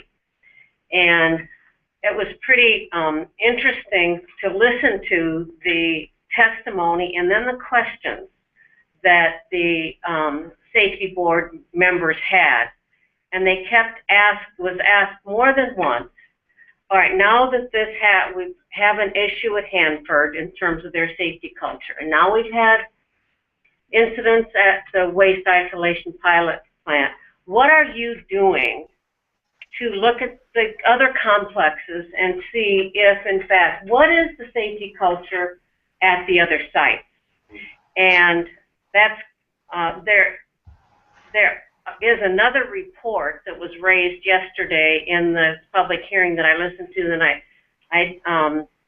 that Mark Whitney has asked from all of the plants, and I don't know the name of the plan, but it's something like, I didn't go back and keep running back and re-listening to what he said, because I thought we could certainly somebody from Department of Energy can tell us what that is, and I might want to add that to this. And that was some sort of safety culture improvement plan. I don't know if that's the exact title, but Assistant or Acting Assistant Secretary for EM, Mark Whitney, mentioned that he had just gotten all of those plans back from the site. So he did not want to comment when the board was asking. He said, I can't comment on it because we just have gotten those back. Then in September, the Defense Nuclear Safety Board recommendation approved a recommendation which identifies the need to take actions to improve emergency preparedness and response capabilities at the Department of Energy's Defense Nuclear Facilities sites, again, of course, which Savannah River is one of those. And if you read that, I have read much of that report, and the Savannah River site has come out favorably in some instances, but there are other instances where they were criticized. So we'll have to see what and again, there are actions that the Department of Energy has to take, and there of course is a timeline associated with that. The Defense Nuclear Facility Safety Board weekly reports, we have seen some issues with safety, of course, in there, dealing with preventative maintenance. And since I wrote this, I looked at the September 12th weekly report, in which, we've been very proud of Savannah River National Lab. We talked about this at our last board meeting, that they've had the best safety record 12 years going. And September 12th, they had a researcher was trying to replace a pump and was contaminated. In that same report, weekly report, they are replacing the windows in the shielded cells. A person, design engineer, violated a contamination boundary and also introduced a non-rad worker into a contamination area. Neither were wearing the correct personal contamination clothing. There was also a drain that was an issue. So, when you read these weekly reports, I think it would be nice if someone on this committee volunteered just to take a look at those weekly reports. They are 1 page long, so they're very easy to read. I think it'd be nice if someone volunteered to take a look at those, and then if there is an issue, then we can raise those and get answers to, what's going on and follow up. Get follow-up information from the Department of Energy on that.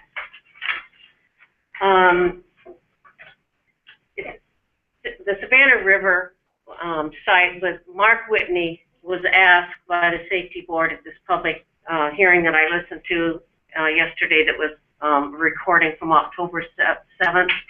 He was asked about, is one of the sites the best? Would you say? And of course, Mark Whitney came from Oak Ridge. So he said, well, I guess I'll have to say Oak. He said, but he's new in the job, okay? Rich, how many months has he been the acting secretary? It's short time. Short. Yeah. And so he didn't feel like he wanted, so it was kind of, everybody laughed. Well, I'll say Oak Ridge because that's where I come from. And other sites have been mentioned during this. So one of the board members said, okay, how about Savannah River has not been mentioned. What do you think about Savannah River site? And he said, this isn't a quote, but he basically said, Savannah River, like all of our sites, there are areas that could be improved. He said, of course, Savannah River has a good safety record, but he's only been to Savannah River once, and so he did not want to go on record as to his opinion of the site. But one of the things that they kept asking in this public hearing on October 7th was, okay, the waste isolation pilot plant had a very good assessment in terms of the safety culture in 2013, okay? And then they said, yes, 13 months later, there were two events which demonstrated that the safety culture is not good. And so the board is concerned. So Savannah River has a very, very good safety record. But I think we need to, there are some things that have been asked for by headquarters that we'd like to see what they're telling them. And I've suggested in one of the recommendations is that we put safety on the work plan for this committee in 2015. And so anyway, let me just read now after all of that, let me just read the recommendation.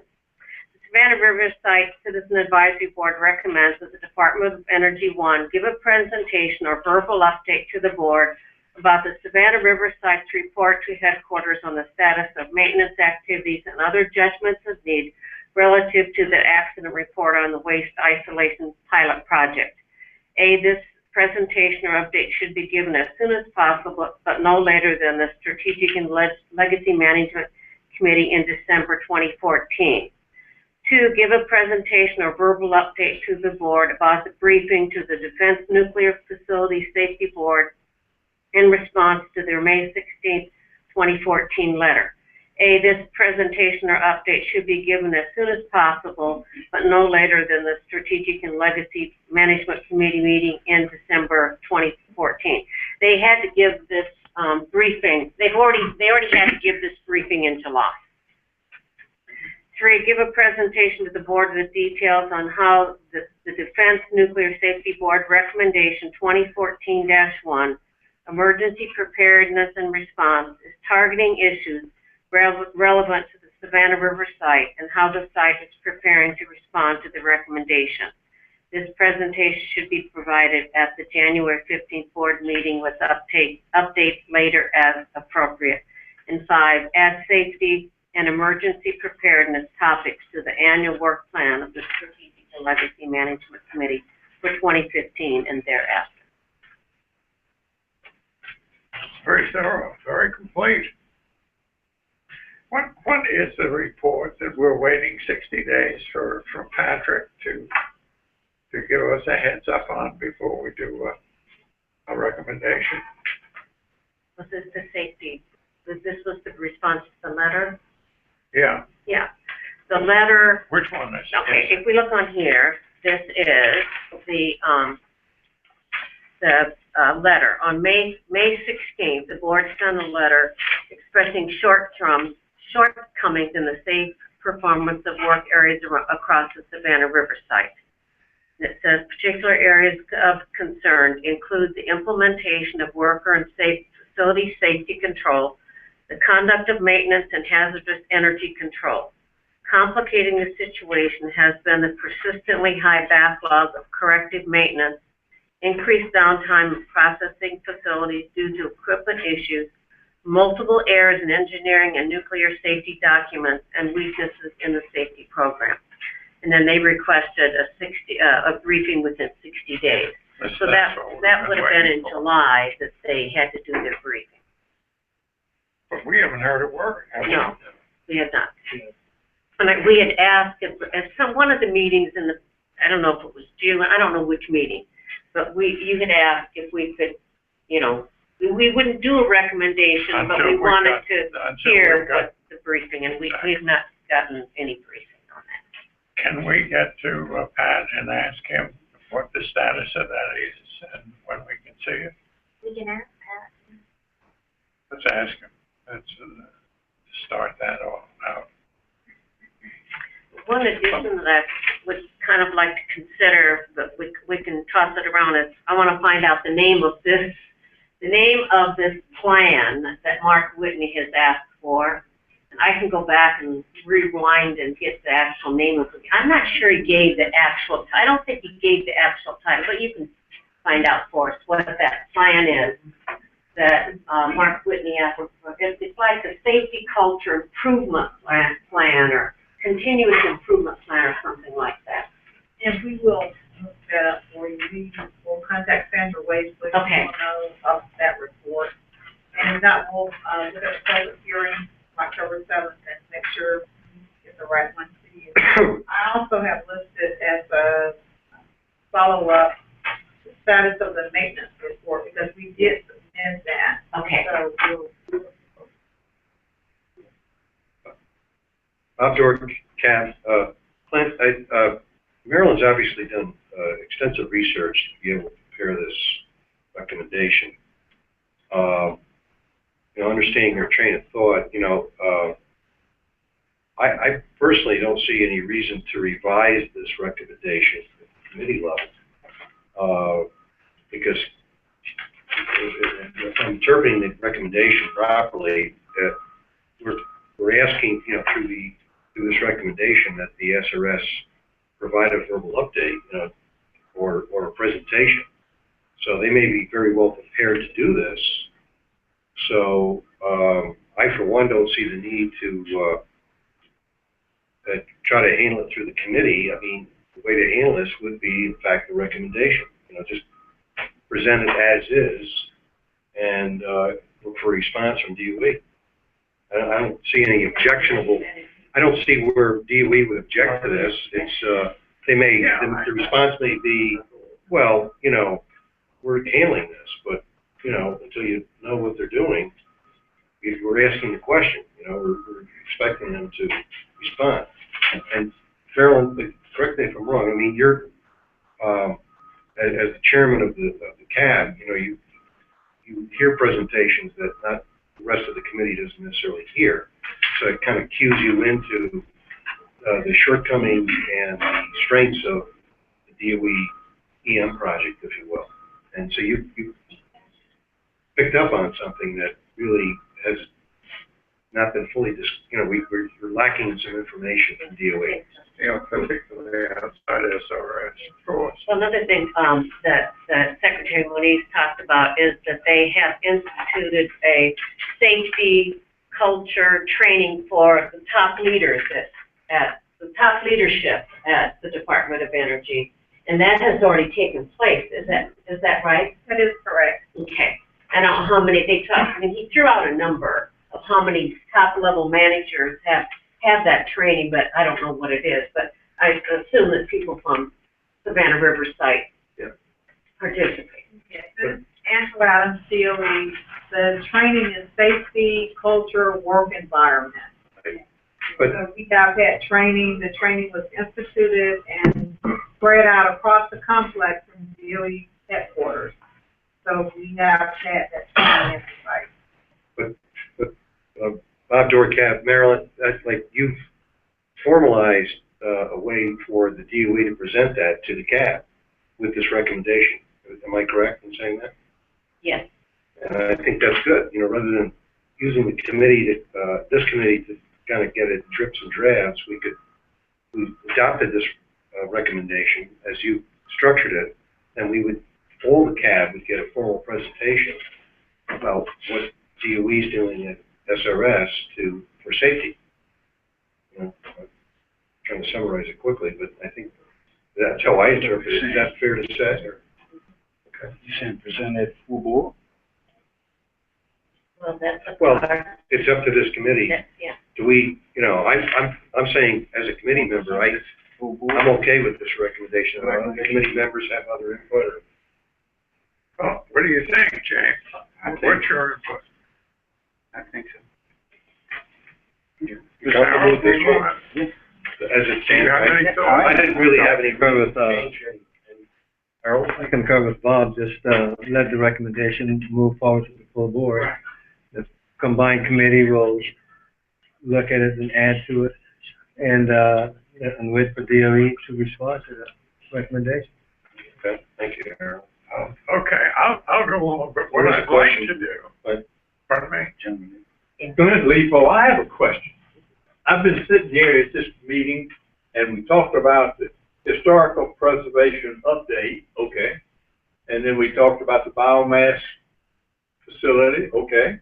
And now we're talking about a bunch of miscellaneous things. Well, my question to you is, what is the purpose of this committee? Or what are the purposes? I'll read them to you. Oh, don't read them to me, tell me about No, I want to read them to you. it. Okay, read them to me. Right. Committee purpose. This committee looks at long-term stewardship, long-term policy planning, and other strategic matters, including issues that cross-cut the work of other CAB committees. Its work includes many programmatic topics. Specific areas of interest include development and deployment of technology, the SRS budget decision-making process, future land use, facility disposition, and relevant national environmental policy. I'm disappointed. Well, I'm sorry, sir. I will tell you this. I'm ready to run out of time, so I can't let you go on any further. All right, go ahead. That's fine. I'll write you a letter. How about it? We'll start earlier. My only thought is there are a few places in this that I think we should tone it down a little bit, because it looks like with our broad brush we are swiping the SRS too, and we aren't. We aren't. We're saying that the SRS to date has not had these problems, and that we want to investigate them before we do. And so if I could just go over Sure. in a couple of those, that's all I have. If you'll give those to me, I'll. Yeah, and what was I going to say? We've run into Tom's time limit now by 6 minutes. Can I ask one question of clarification? If you get to ask yours, I'll just ask mine. Oh, Rich, go ahead. this recommendation is suggesting that we use December subcommittee meetings to do this. I consider if we're doing this as a significant presentation. We already have work scope for that. Are you asking to replace the current work plan scope with this? Because, or do we postpone and shift the others out? Because I don't think we can do the current work scope that we have and this and give it the proper attention to this. Could we do it, the combined committee in January? That would be more feasible. Yeah, I like the sound of that. But with a caveat, with a small caveat, we'll just have to, when it comes down to it, the presentation that you're going to have at your December committee meeting, we may not be able to move those forward to the full board if we have these already on the slot for the full board. That's my only caveat, just for time purposes. What are the two we've got? You have the emergency preparedness, and then Rich, you're doing one on the enterprise SRS. Right, yeah. So we'll have to figure it out for time purposes when it comes down to it, and you can kind of. The topic is on emergency preparedness. It's a smaller scale, a subset of this. It's really explain how our emergency services organization is set up to work for events and things like that. This is much more inclusive and a lot more things. So this to me is a very significant requirement for us to respond to. Well, we can change the dates to make it work. But I mean, we haven't approved it yet, but if you suggest that we can change our request for dates to accommodate that, so you're the chair. We'll work it out. Okay. Yeah. So we'll work with, we'll work with Ashley, and you guys work and tell us what we should suggest in here. I mean, this has not been passed yet. Right. But we would like it to, getting this input now is helpful. We'll make this more appropriate in terms of the time frame. Bob Dorcap, so Clint, as a chairman, if this committee accepts this recommendation to be presented at the November board meeting, January. oh, the recommendation sent it at the January board meeting? We'll vote on it. We're gonna vote on it. We'll vote on the recommendation. That's the presentation, I'm sorry. No, I'm thinking of the recommendation. If this committee adopts this recommendation at this meeting, then the recommendation manager from this committee would present it at the November board meeting. Yes. Now, but the Department of Energy has already made it clear that, if the presentation needs to be done, it's an extensive presentation. So when will this presentation be done? You're saying it's January. In January. That's the goal at this point. I don't have in front of me, of course, everything that's already planned for the January full board, but that's more feasible than trying to fit it in into the December committee. Does that require a change, any changes to this recommendation then? Because are we asking? Yeah, well, let's just change the dates that we have down here. Okay. Yeah, that's, I guess that was my question. And we'll send it back out before the full board for public review and stuff like that. All right, next, public comment first. Do we have any public comments? Anybody wants to get up to the rostrum? Yes, sir, I want to get up to the rostrum. I'm Lee Poe, and I think that your plan, I think this particular recommendation, I'll talk about it very briefly, is asking DOE to give you a presentation. Okay, that's fine. I don't see any big deal. I think there ought to be a purpose for this committee that I haven't heard, and I didn't hear it when you read it. And why are you coming up here every other month? There ought to be a reason, and you ought to be accomplishing something, and I don't see it. You know, I heard two real interesting topics discussed tonight, and I've heard the discussion that's taken place, but it doesn't seem to have any purpose. You know, now I'm tickled to death to hear that the history project is moving along, and I'm tickled to death to hear these various things, but you know, there ought to be a more tailored purpose for these meetings than I see here now. And it ought to be around what you're trying to accomplish. And I don't see that. Don't see that connection. Thank you. Anyone else? Joe Hurtado, Public. Just a couple of suggestions that the cab might. Could you do that? Well, either way. Kind of balance. A couple of things you guys might want to think about bringing up. One on Mary Beth's presentation, she showed you that 217F building, you know, where they ship the material out. This kind of spreads over to a couple of the committees, this and the materials. But you might be interested in just seeing how they store stuff today before they ship it. I mean, it's a world of difference.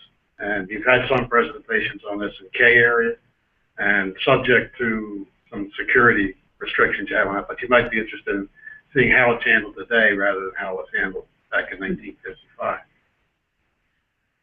The other thing on emergency preparedness, been a while, I think, since the CAB has toured the Emergency Management Center up in 700 area. That's where they're set up and what happens if something happens on the site.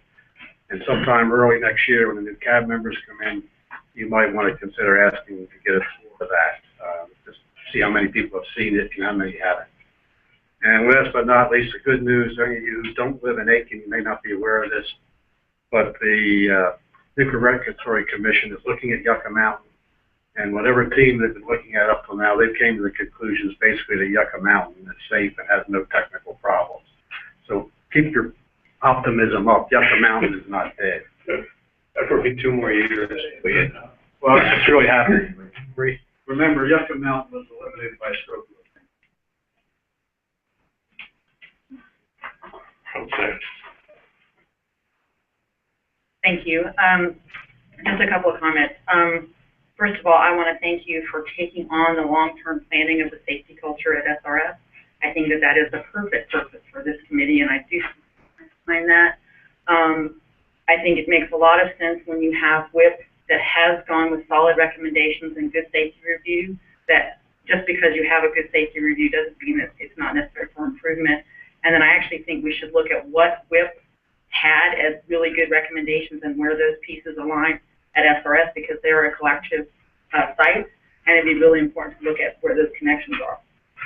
The other one that I had was around and it's more of a question, around the SRS contractors and local contractors. It has been brought to my attention that in the past that some of the local contractors are requiring that their employees sign medical release waiver forms, and that sometimes these workers are taken into sites that are contaminated and may not necessarily know what they're getting into, and then they've signed a waiver. So my concern is that when we maybe look into that investigation, that we are also looking at those contractors are held accountable to the same requirements that the DOE, hires. That's it. Thank you.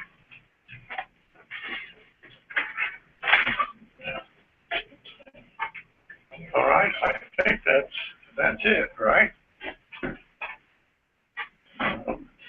That's it. Thank you very much. And Tom is coming up now. Tom, ready? Okay. Yes, 5 minutes, so we can reset stuff. Okay. Go on. I'm glad. I want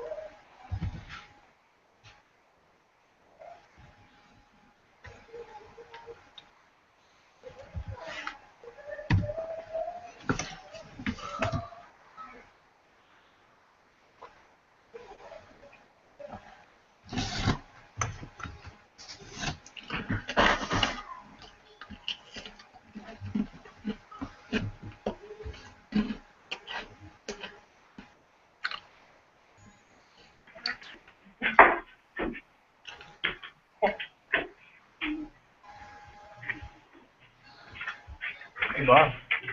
All right, Tom, go ahead and get. You ready? Go ahead.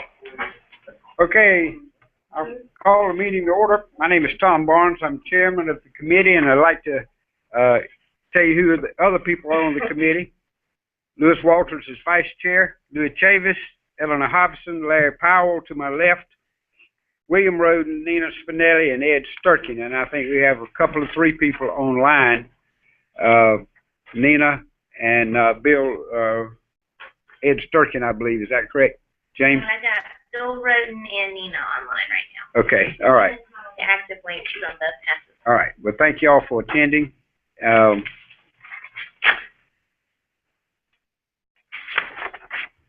The purpose of this committee is to address the remediation of contaminated soil, groundwater, and surface water.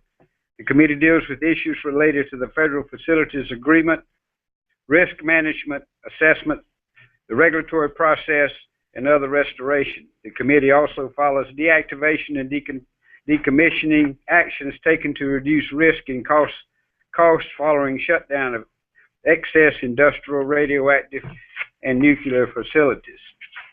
We have two open recommendations that remain open. Number 315, public meetings on background and status of high-level waste tank closure program, and 317, fund an independent environmental monitoring program in Georgia. We have one presentation tonight from Candace Freeman on the wetland area at Dunbarton Bay. But before we get into that, I'd like to ask the public if you would tell us your name, introduce yourselves, please. Amanda Hill Atkinson. I'm Lee Poe. Lisa. I'm Goodman. Matt Bodine. Kim Coffin. Amy Meyer. Jim Cooper. Candace Freeman. Scott Simon. Jeff Gilbert. George Allen. Thank you. We're glad to have y'all with us. And just as a reminder, you probably know this, if you're going to speak tonight, you please come up to the podium, please, so everybody can hear you. With that said, we have one recommendation, though, that we're probably going to talk about tonight after Candace's presentation. We need to take some action on that. But Candace, wetland at Dunbarton Bay. Before Candace comes up, do we still have anybody on the phone? Rob, are you still there? Yes, Rob Pope from EPA still on the phone. Okay. Good to have you. Thank you.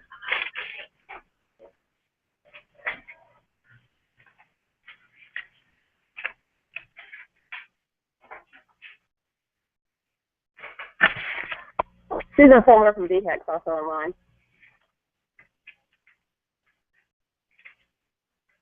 Thank you.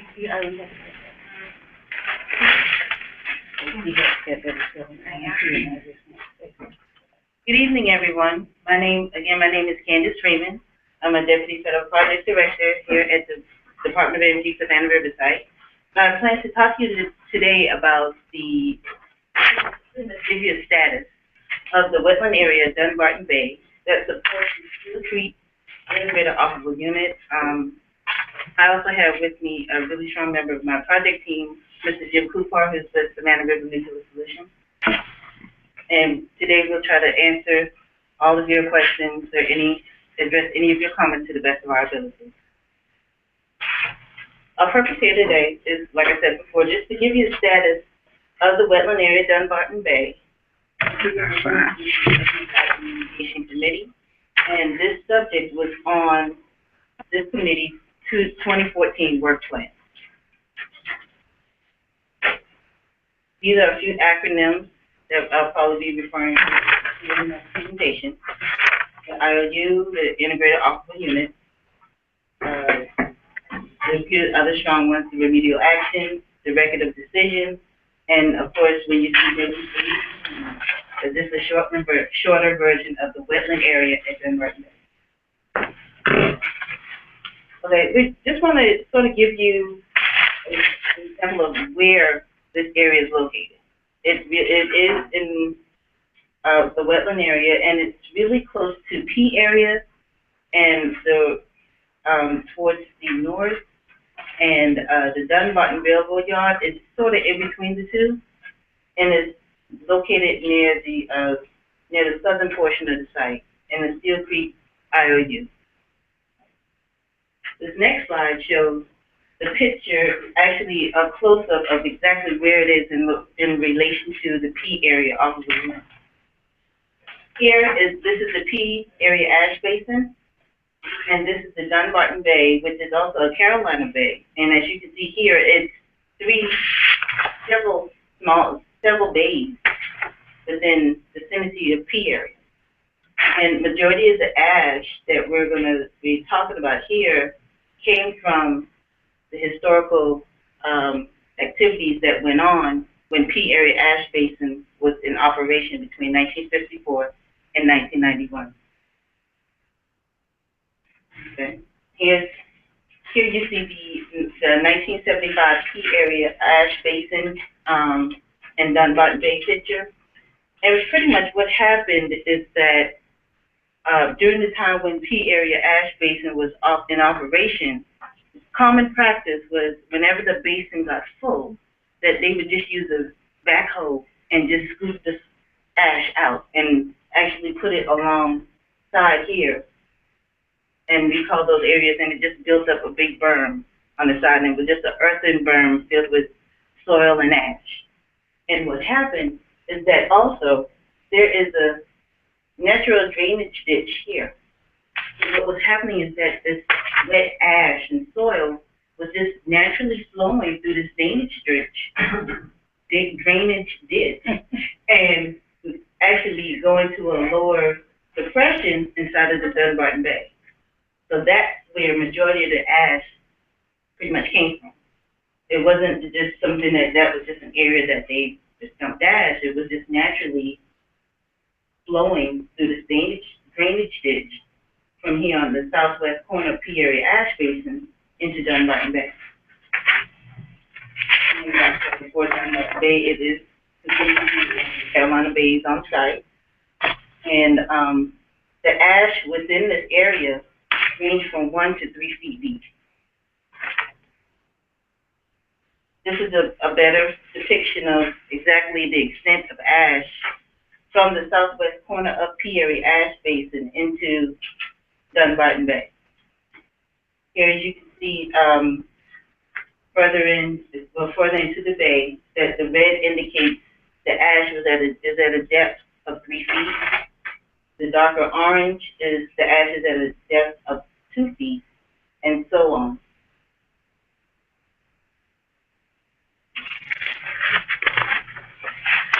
Our objective here was pretty much to prevent the IOU on-site worker from being exposed to the contaminants that are usually found in ash and soil. And making sure that they're protected from make sure that they have the concentrations of the contaminants exceeding 1.0 times 10 to the negative risk. So we're trying to actually prevent the IOU on-site worker from being exposed to a risk exceeding that number. We define an IOU on-site worker to be an environmental sampler or researcher that's actually going out there in the wetland area of Dunbarton Bay to conduct any type of research. Our selected remedy here was what we want to do is excavate or remove 22,000 cubic yards of soil, which is equivalent to about 13 acres, and leave a 100-foot buffer around the Dunbarton Bay. The waste, the soil and ash that we excavate, we will transport that to an off-site facility, more than likely maybe Three Rivers landfill. And we'll use land use controls such as signs, site use permit requirements, and to give all the workers the appropriate training to let them know that there is some ash and soil still remaining in this sensitive area of the wetland area at Dunbarton Bay. This slide shows what I was sort of giving a pictorial view of what I was just talking about, where from the southwest corner of the P area ash basin to sort of the 100-foot buffer between here and the actual area where Dunbarton Bay sort of starts, this is for approximately 13 acres and 22, like I said, 22,000 cubic yards of soil and ash that we plan to remove. But we do want to keep that 100-foot buffer before we get to the sensitive area, the wetland area, Dunbarton Bay. These are pictures of the current conditions, of some of the conditions of Dunbarton Bay, and this is the primary reason why we would like to sort of just leave it alone. But as you can see, it's tupelo and cypress trees that have just sort of overgrown and taken over the area. And if we were to go in and excavate it, we'd actually have to go in and damage this sensitive ecological area. So we just found it better for us just to leave that 100-foot buffer. I'm going to split that one. Just to leave that 100-foot buffer to make sure that we're very protective of this sensitive ecological area. Other current conditions that was going on, the Savannah River Ecology Lab, they also conducted some studies of amphibians that's in the wetland area of Dunbarton Bay and the nearby Bay 100. And they sampled primarily for ecological comparisons. And because usually amphibians can be sensitive, the amphibians found in these wetland areas can be sensitive to elevated metals and coal combustion gas. The number of species living in the wetland area of Dunbarton Bay was compared to Bay 100, indicating that the ash did not adversely impact the biodiversity of the reptiles and the amphibians that was found in the wetland area. And there was really no ecological risk in driving this cleanup.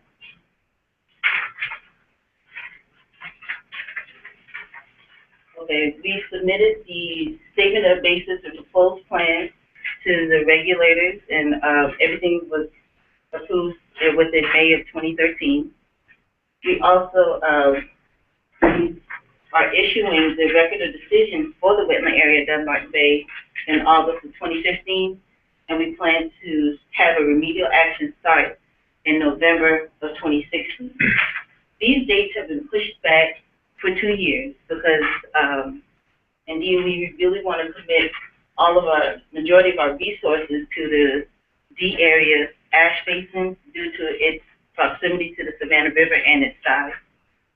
So we decided to push the remedial action start and the issue of the the issue of the ROD additional 2 years. We decided to push it back 2 years. Do you have any questions? Yes, ma'am. The contaminants that are in the coal ash, what kind of contaminants are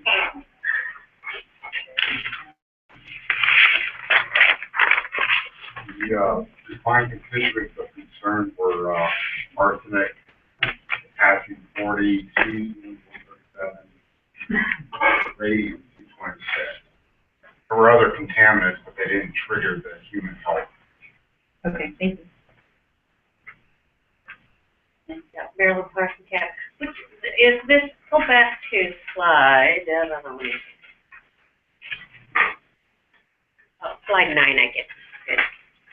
All right. So the area that is going to cleanup area, which is the red hash mark. Yes, right. So what is that? You showed a picture of what the wetland area looks like with the trees. What does that area look like? Oh. I mean, there's vegetation on it as well, right? It is vegetation. It's just a wooded area where it's some oak trees and pine trees. And then there's, of course, the power line road, because there is a power line that actually goes through here, and that road helps the SRS access the power lines in case there's something going down and going back. But there is a clear path, well, a semi-clear path for in the power line road. But however, here, all of this here and here is pretty much wooded area and high grassy area. So you don't have to clear it to clean it up. Yes, ma'am. You are going to be, I mean, it will be cleared. Yes, ma'am. We would have to go in and taking take all down all the vegetation trees. out and Yes, then ma'am. clean it up. And then go down and, So during the cleanup process, is there a risk of mobilizing contaminants? I mean, obviously you cannot clean it up in a day. right. So, I mean, is there a risk of these contaminants being mobilized? I mean, right now I would think that a lot of this is pretty stable because, I mean, certainly the sediment's not moving because of the vegetation. Right. So when you do that, do you increase the risk of some of these contaminants moving into the bay, into the wetland area? No, that was the purpose of having the, So that 100-foot buffer. So that will prevent, so anything that comes down will be trapped there instead of going into the wetland area. Right, because what it is that we're trying to, when we excavate this soil, we're trying to prevent any other, any of the soil here, the ash and soil in this area to follow the natural progression of going down to the lowest elevated area, which is, of course, you can tell is the 3 feet. So if we were to go in up to this 100 buffer area here and just go in and excavate all of it, remove the trees and excavate the soil, that would hinder the soil and ash from moving. Right, but in addition to this, I understand does that also serve as a filter for pollutants that are in the water? When this is being excavated in the rain, okay, Well, at least the hole will be filled back with clean soil. So when it rains, well, let me back up and explain. Sometimes with the Carolina Bay, there's not much water in the area. There's sometimes it's one of those scientific phenomena where at times it'll be filled up with water, and then there are other times when there's absolutely no water at all. So before we even go back and try to excavate the soil and we see water around, we probably would stop and take a step back and try to wait until that water has dissipated or gone away, and then we would actually go back, because then with the water there, we would have that fear of the soil and ash actually, like you say, migrating to a different area within Dunbar Bay. Jim, did I get that? I would add, one other thing is that engineering controls for the removal of soil include sediment traps and such forth, that you wouldn't have the mobility from the upland part down into the Dumbarton Bay. That's actually part of the permitting that we need for stormwater control before we even go to excavate. There's nothing that's going to be mobilized in water. I mean, some of these things that trap sediment, they don't trap water. Are you talking about groundwater? No, surface water going through on here. When you are excavating, and let's say you have a rainstorm, you're not increasing the risk of pollutants being mobilized in the water to go to the wetlands area. That would be what the engineering controls are for. So you have sediment, you have ponds that you're retention ponds, that kind of thing. And you'll have hay bales if necessary. We do not expect a flow of water. Okay. All right, that's my question. Yes, okay. I'm sorry, Depot, along the same line, the contaminants that you're talking about are not fixed, but are contained in the sediments, they're not in solution, right? Right. Okay. Now, I had a question on your procedure that you talked about on slide 8, where you talked about you're going to move these things to an approved containment facility. Yes, sir. And the question really there was, are we creating the same problem all over again, or what controls do you have as part of the approval process to keep that from happening? You know, that's a lot of dirt you're going to be moving, and so what controls do you have to keep it where you put it? At the Three Rivers landfill. Beg pardon? Yeah, our original idea behind this is when we're saying that we're going to remove waste to it's an approved and permitted facility that is equipped to handle this much soil and this type of, ash and soil, Permitted, similar to, and that type of permitted facility is the Three Rivers landfill. This is just the ash from a powerhouse. It's not unique to the Spanner River site. Yeah. They're all over the place. Right. You do anything different than what they would do if this was a C&G power plant? I mean, you're just following the procedure. Yeah, this is it. The regulators are not watching you, they watch everybody else. Right. So whatever you're doing is the same thing S&G or Duke Power or anybody else. Yes, sir. but this is controlled by that by that bay. Trying to Well, yeah, but bay.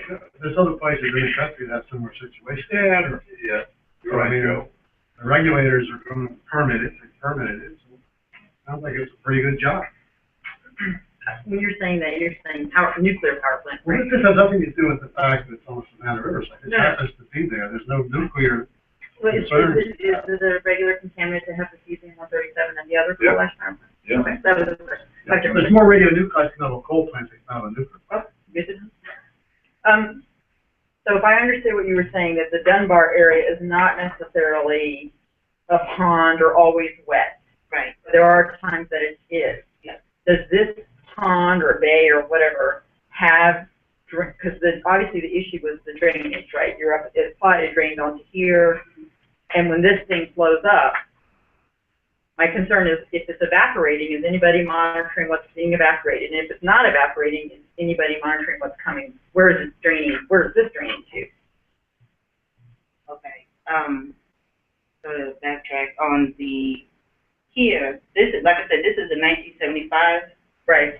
picture, but since in 2010, when we went to go and close the P area ash basin, we also repaired the drainage ditch so that it would stop any impeding flow and additional flow to the Carolina Bay. But back to your question, you're asking pretty much where does the water go? Well, let's say if it rains or there's thunderstorms or whatever, the water's filling up in that area. Right. And it's either evaporating or it's dissipating some way. And are there known areas that are draining off of this bay? Hey, Candace, this is Rob Pope. Can I help answer that one? So the contaminants we're concerned about in the coal ash are not contaminants that are going to evaporate away. They're not volatile at all. They're almost all metals. They're going to stay with the coal ash when the water evaporates due to evapotranspiration in the summertime. All those contaminants are going to stay in place. Where this water drains to eventually is down to Still Creek and then into L Lake. But when they do this action, as I've already talked about, they'll have engineering controls. They'll have silt fences, they'll have hay bales, and so none of this coal ash will escape beyond the excavation area, further into Dunbarton Bay, or further down to Still Creek or L Lake.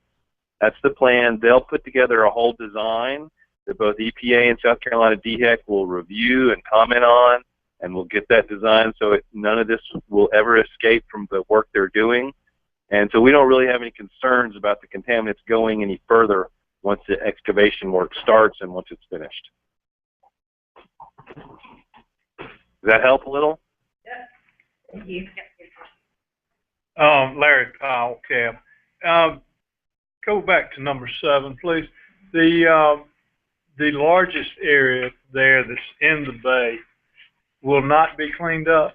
Is that correct? Yes, sir. Okay, so the only cleanup will be from the buffer, kind of northwest of there and all of that. So you get to the southwest corner of P area ash basin. Okay, thank you. Any other questions? Good job. Thank you. Thank you. Thank you.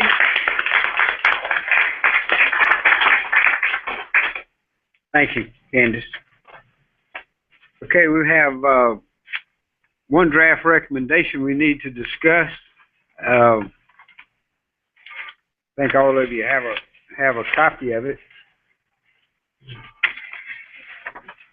I guess I ought to read this just to allow me that opportunity. This is technical assistance of DOE Savannah River Site sponsored radionuclide monitoring efforts in the central Savannah River area.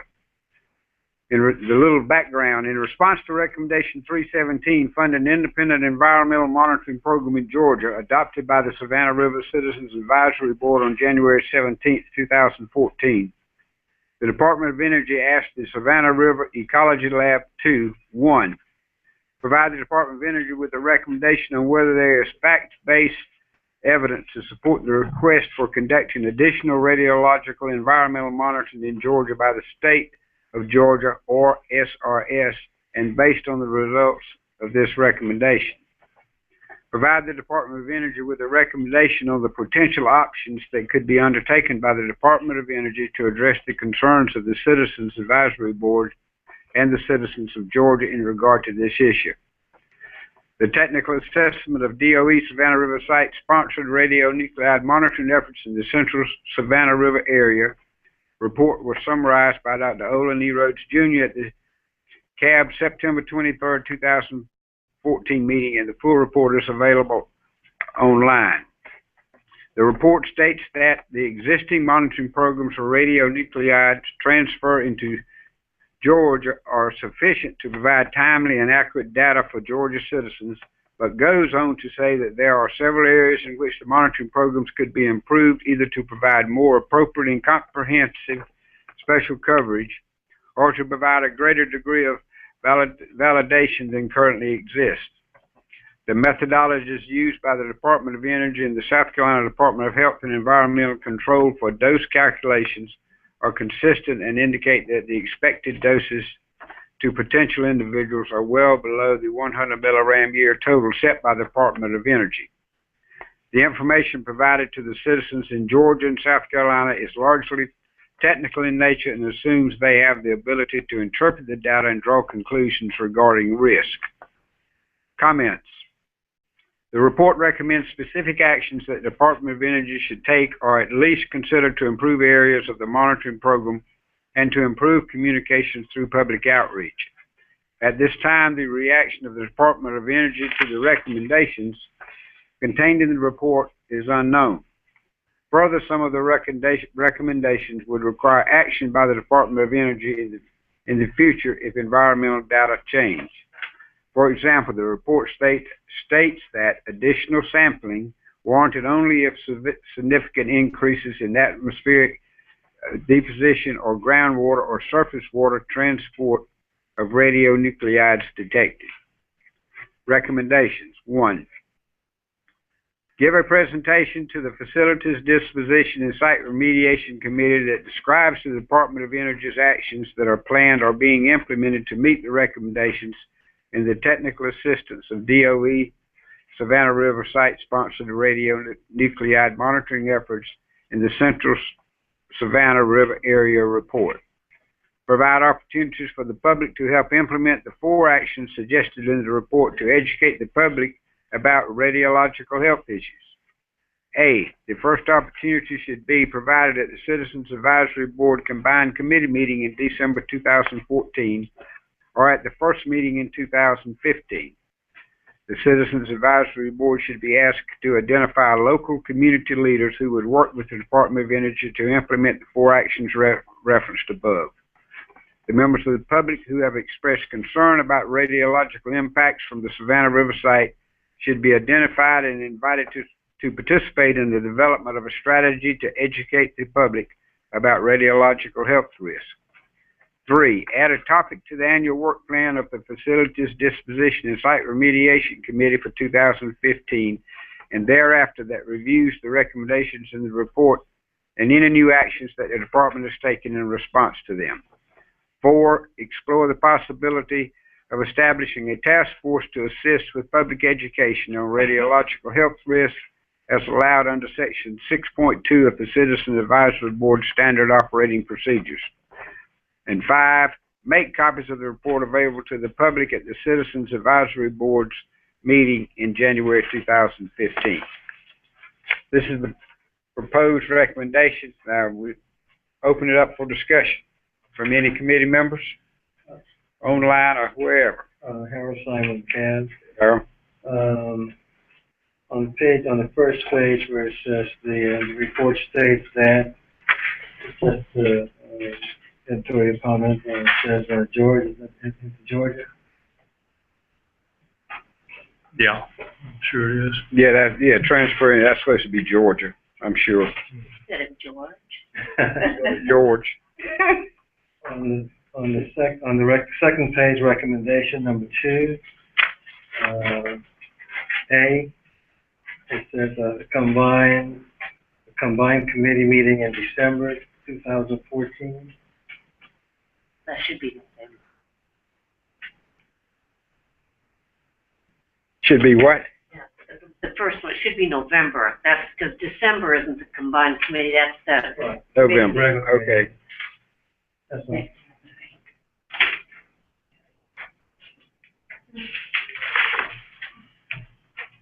Any other committee members have any comments or questions?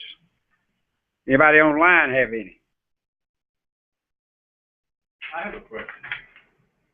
Okay. I hope that you'll see fit to rewrite number 3 on page 1. It's damning the way it's written, and I don't think you admitted that at all. Those are the exact words from the report. Well, it's still damning. Okay. Any other comments? So how would you change it? Well, I don't think it's needed, but if you have to have it there, Oh, well, but that's the fact they want, that leads to a whole bunch of recommendations from the Savannah River Ecology Lab in terms of public education and outreach. That's why they say we need the public outreach. well, I agree with you need the public outreach.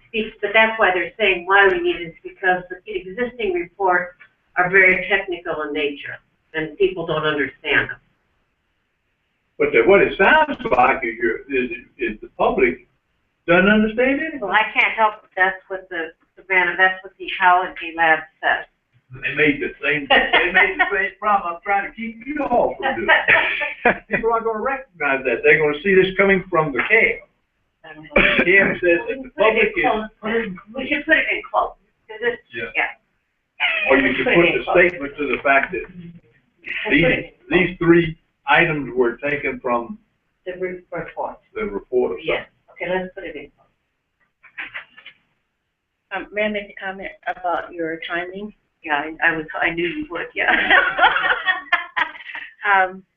You aren't going to be able to present this until the board gets it in November, so you cannot ask them to present it also at that same November meeting. So, January. think of what date you want, but November is not a good one.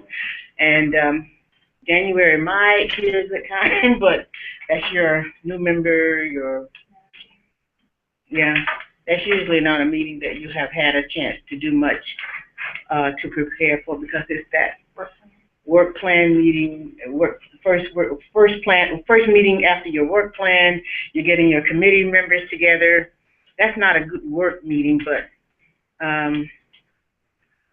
What meeting? January? January. Well, January is a full meeting because we don't do a work plan until February. She's referring to the presentation that we give on it. That's why it's not a good time.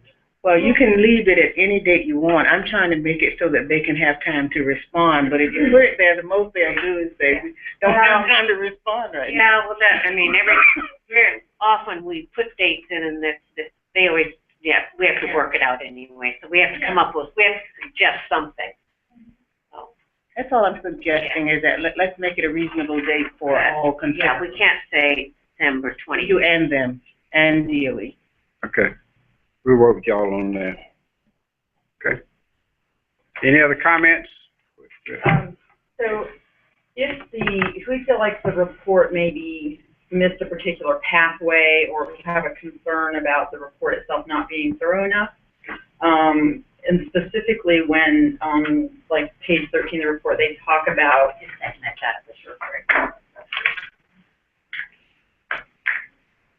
so in the conclusions and recommendations about, this is sort of the air pathways, it says tritium by far is the primary radioactivity related to SRS activities. And then it says, however, it is noted that although winds commonly blow across SRS to southwest into Georgia, there is no air sampling location in this sector. Now, if tritium is the largest concern, and if our concern is that there's areas that they're missing of sampling, and they have identified that, and that they basically saying it's saying sampling of other media may serve as a proxy. Okay, so that's my concern.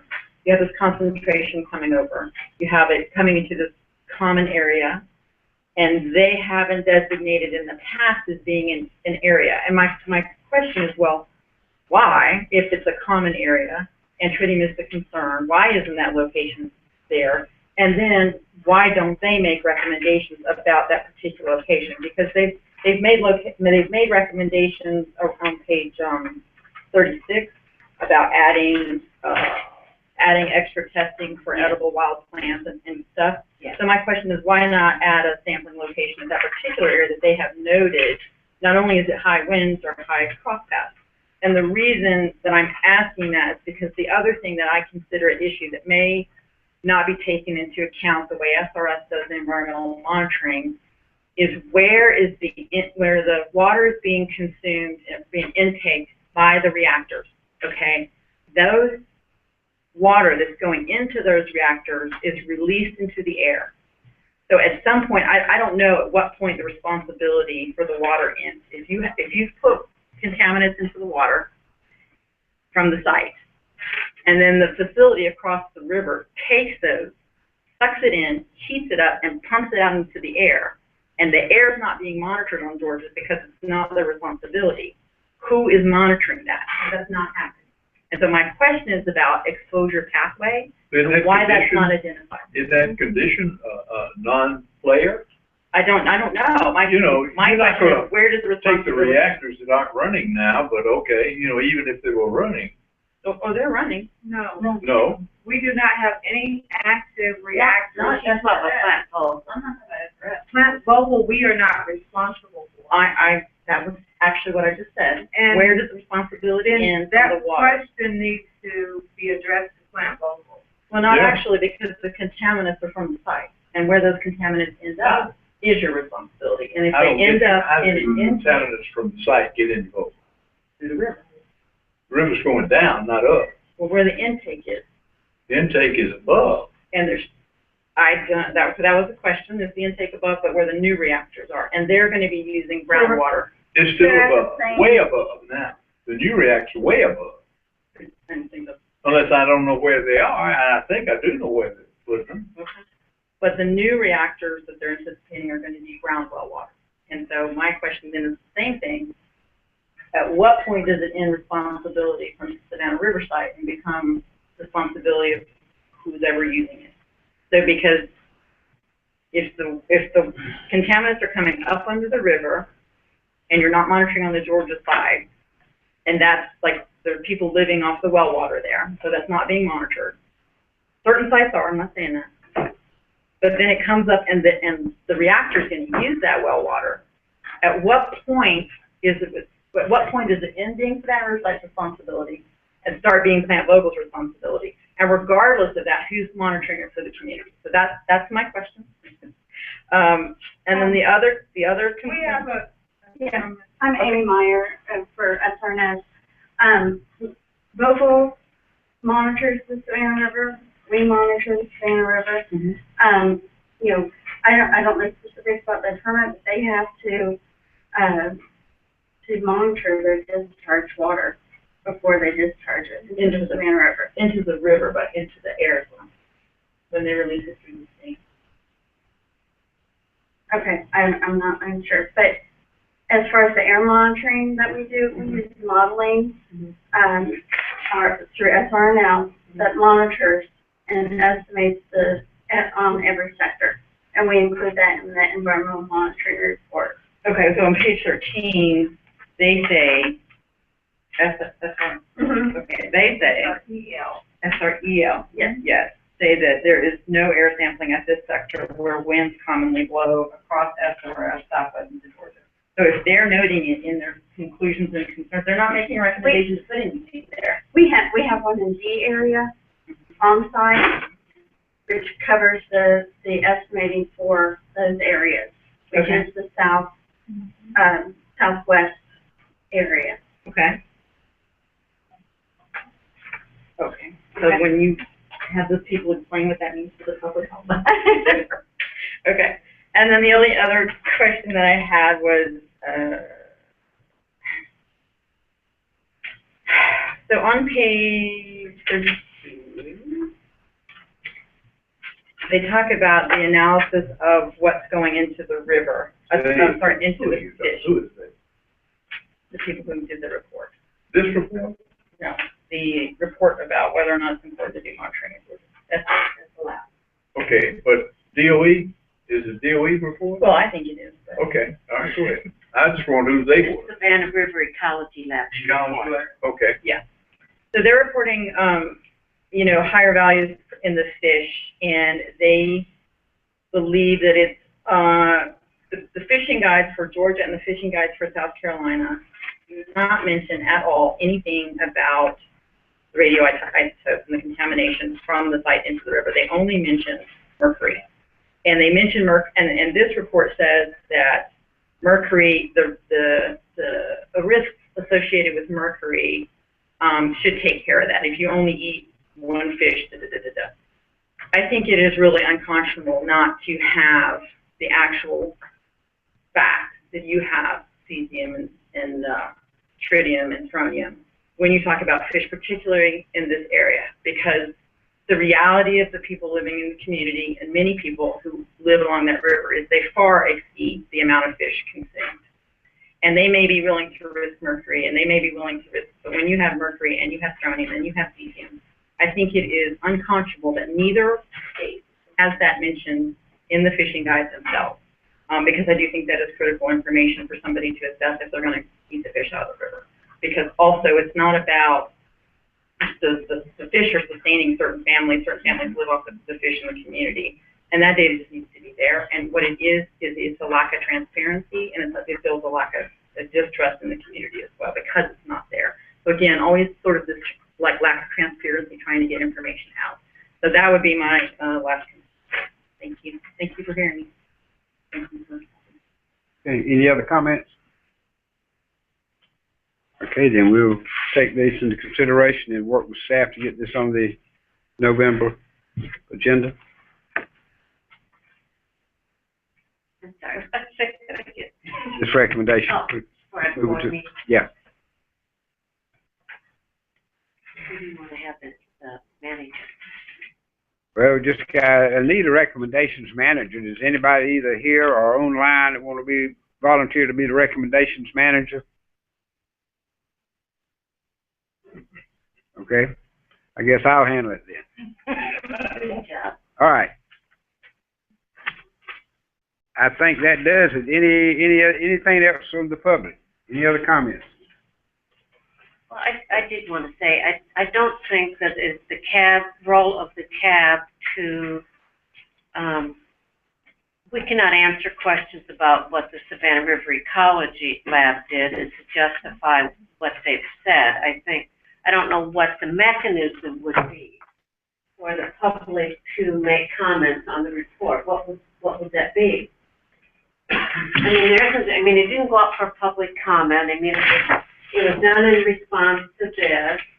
So, I don't think this board I don't think we are the mechanism for that.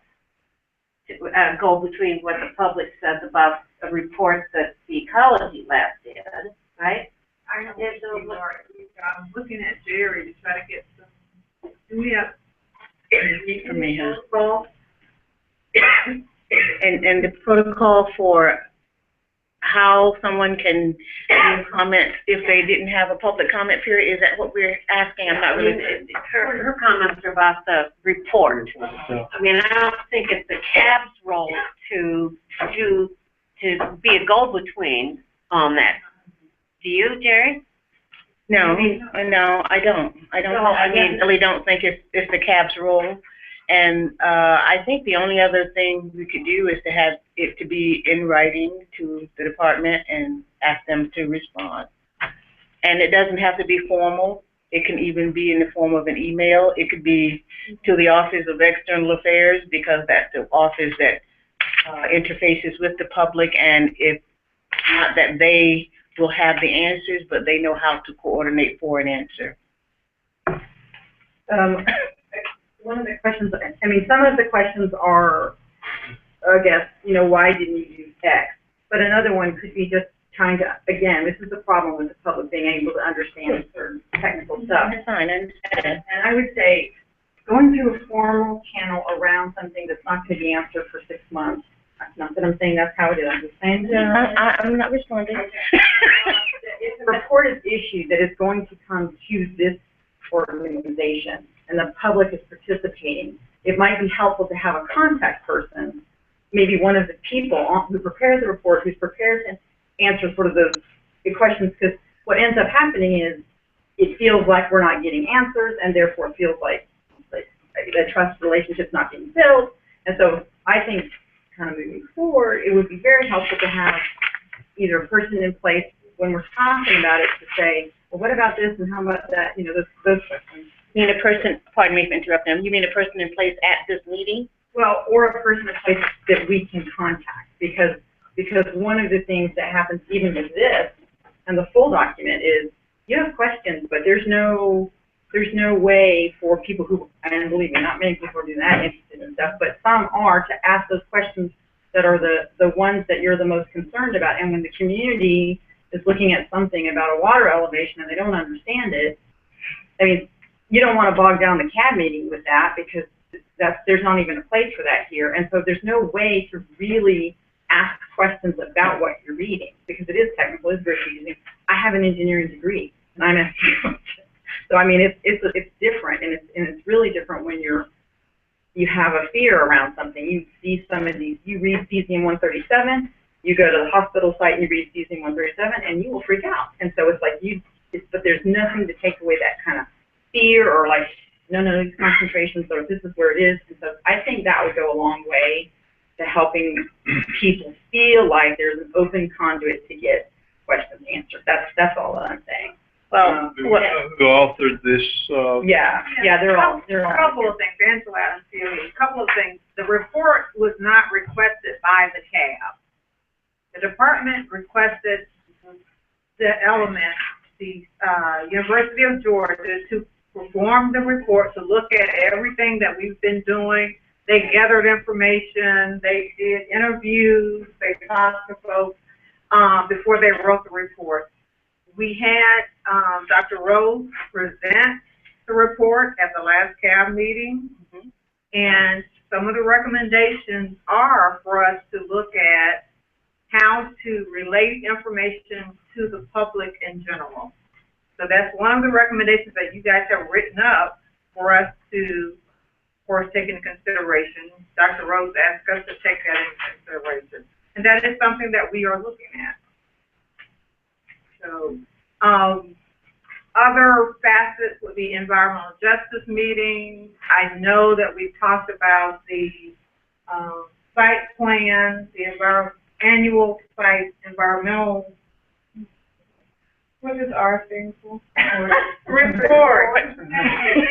I know every year we present that at the CAB. We present it at environmental justice meetings, and like Dr. Rose has suggested, because we're missing it some kind of way, getting the information to the public. We'll have the presentations, and if we don't have the public show up, or we have the public there and they're not getting the answers that they need. So we are considering that from that report. And one other thing to add to that is I indicated that the Office of External Affairs is the one office that the Department of Energy has that is where the CAB is housed or located under this office. And there currently, as of today, there are 2 people sitting in the room who are from that office, which means that if you had any question that you could put in writing and signed so that he'll know that this is an authentic question. Questions taken at meetings like this, we can take back with us.